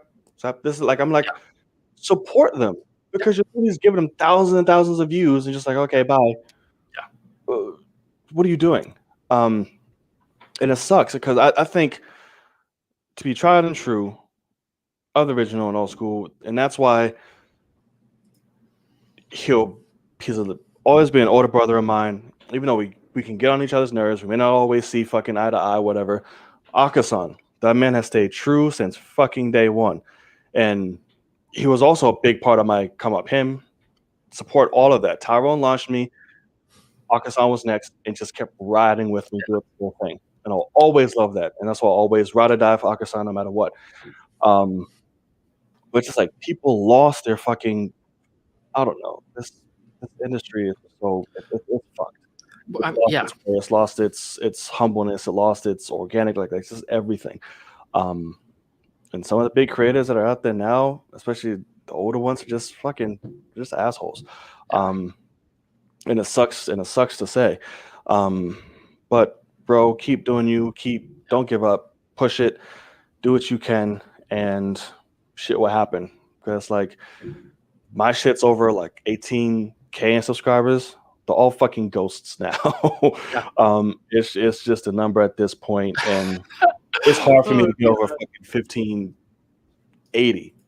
That like it goes back down. I'm like, damn, I can't even get to fucking 18.6. So it's just that's like mine. Mine is at 23.7. I have been at 23,000 subscribers for probably 3 years. Yeah, I have not ridiculous. Gone up 1,000 subscribers in 3 years. I see people. That's what's funny too, is that's why I loved the fucking trivia thing, and you were cool enough to bring me on, and like I was, I did nothing basically. I just helped you try to rein these fucking people in because there's so many of them. But it was so cool because I'm seeing people. I don't like. It's like say, but like people like Tyrone, stuff like that. Like I fucking stopped watching reaction videos. I don't watch them that much like I used to. And I'm seeing all these people. I'm like, holy shit! Like, there's all the people I've been looking for that like are still about this and like talk to each other, collab, all that shit. And like that's what was cool was like you literally have people on there. Like JVS has, how many fucking subscribers does he have? He has a lot. And then you have people with 200 or even under that. Like Blind Wave, Made to the Real, all of them, yeah. And it's like, can you imagine how they feel? Like you're asking them a question and they got to answer it in front of them, in front of those big motherfuckers. And so that's fucking terrifying. And that's also another reason why I didn't fucking compete. I was like, yeah, I'll just be one of those. But so that's the thing. Right. And that's exactly right, is you can blow up at any time. Because it's also a thing of, my hope was always, and it sucks because everything's split up, whatever. I was always dying for the day that somebody like Christian Harloff or something fucking DM me on Twitter and was like, hey man, I like what you're doing. Let's figure out a way to get you on my shit. Right. And I was like that was always my goal. And it becomes a thing of like somebody like him, he's got a family to fucking support, and like he's probably not trying to help a bunch of tiny people with his spare time, and I get that, but it's also, he does a ton of community shit anyway when it comes to the Schmodown, so much. So you got to find the right people, obviously, but I want to think that this world is going to continue to grow in terms of talking about nerdy shit, and people that are into it will find you. If you, the only thing I have to say in terms of exposure, if you're trying to get bigger, is make videos about things that are popular today. If you're a day late, you'll have one view. Or you can sit there and do what everybody else is doing, put all their first time watching shit, even though they've seen it like 50 billion times, and act like it's new. Yeah, exactly. You can try to think everybody just blowing up. First time watching the Avengers. What, bitch? Yeah. First time watching all this other shit. I'm like, okay, whatever. But it's working. You can try that too. It's I don't know, it's just ridiculous. But great question. Right. Man. Great question, Ronan. You see what you've done. But no, it's very important. It was a very important and glad it's a conversation that we had, because it's much needed. Like I said, I'll always push and stick around for something that's important and needs to be heard. So anybody watching this, coming across, support creators, man. Don't be a part of the system. Don't be a fucking mule. Embrace creativity. Embrace originality. Support creators. Don't just sit there and I have this person already. No, don't do that, because if you were starting some shit yourself, you'd want support from others, especially if you're really passionate about it. Correct. Put yourself in their shoes. Don't add to the issue. Support creators. Yeah. Sweet Christmas. All right, I think. Damn. That was a good one. That was a good one. That's what's funny is you saw how like hot we were, but then you get us on something like that. Like him and I see eye to eye on a lot of things, and like that's what's so funny is this show was a fucking roller coaster. Right. If I've ever seen one. It went through a lot of fates and emotions and all type of crazy shit. Yeah. So exactly. Sweet Christmas. All right, I think we can. It's a good little wrap up. Usually, like I said, we get you guys in the chat, but you guys, this is what started it, and you guys have been in the chat. Yeah, we've been kind of going back and forth, so we won't take any more of your time. Sweet Christmas. I don't know. Sorry, Ken, even asking about Invincible. I know. Did you watch it? I did. To me, nothing memorable happened. It was just like, okay. I think the 4th episode is better than the 2nd and 3rd, I think. Really? Especially, for sure the 3rd. It might be tied for 2nd, but... I don't know. It's been sitting in my editing bay for like ever since it came out. I keep forgetting to get to it and chop it up. But I'm just like, nothing really stood out to me. It went to Mars. Yeah, it's cool. It reminded me, that was the kind of episode like a lot of Mandalorian season 1. It was just an episode. It wasn't like a event. Like, it's sadly kind of an episode you could skip and keep, watch the next one and you could continue. And that's the thing. It goes in line with like Godzilla vs. Kong. I suck at watching shows because I watch one episode that isn't necessary and I'm done. Right. And I hate that, but that's why that's just the way I am a lot of ways. So, the biggest standout was Dark Blood for me, Ron. Absolutely, because I really like that character. I was like, fuck. I know I'm upset with that. I was not expecting that at all. But the show is good as fuck. I mean, I like what it's doing. It's just gonna be. We're gonna have to see what happens because I'm waiting for. I remember watching the trailer, and at some point, Omni-Man is supposed to have a conversation with his kid about what's going on. You better. And I'm hoping that's not the finale. So. Oh, probably. So we'll see. But. I remember. Oh, you should have seen. You should have seen Bruce in my comments on Space Jam. He fucking despised it. He was like, "No, LeBron's trash." I was like, "What the fuck are you talking about?" It's like, damn. Because even me, like, I love LeBron, and I was like, I was not expecting it to be enjoyable at all. I thought it was going to be absolute garbage. It was fun. Yeah, no, it was fun. And no, I'm not saying that they're all assholes. I never name dropped. I never said anything. But I'm Dante is not a fucking asshole. It's so cool. I'll talk every once in a while, but it's not.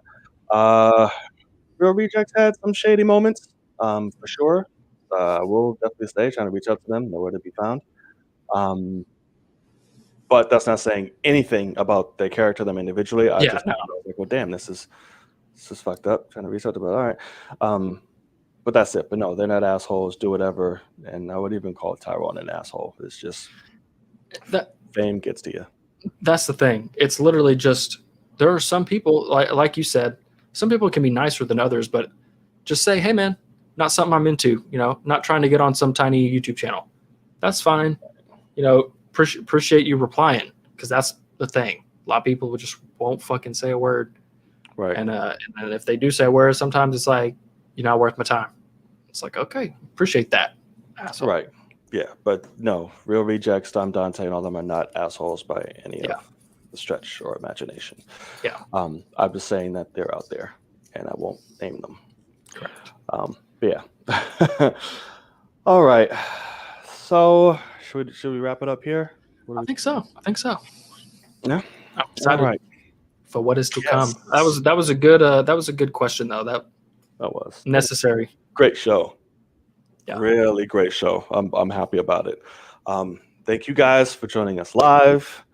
Thank you guys for watching, in the playback on YouTube. Hope you guys understand where we're coming from and all that was said. It was pretty clear, nothing to be confused about.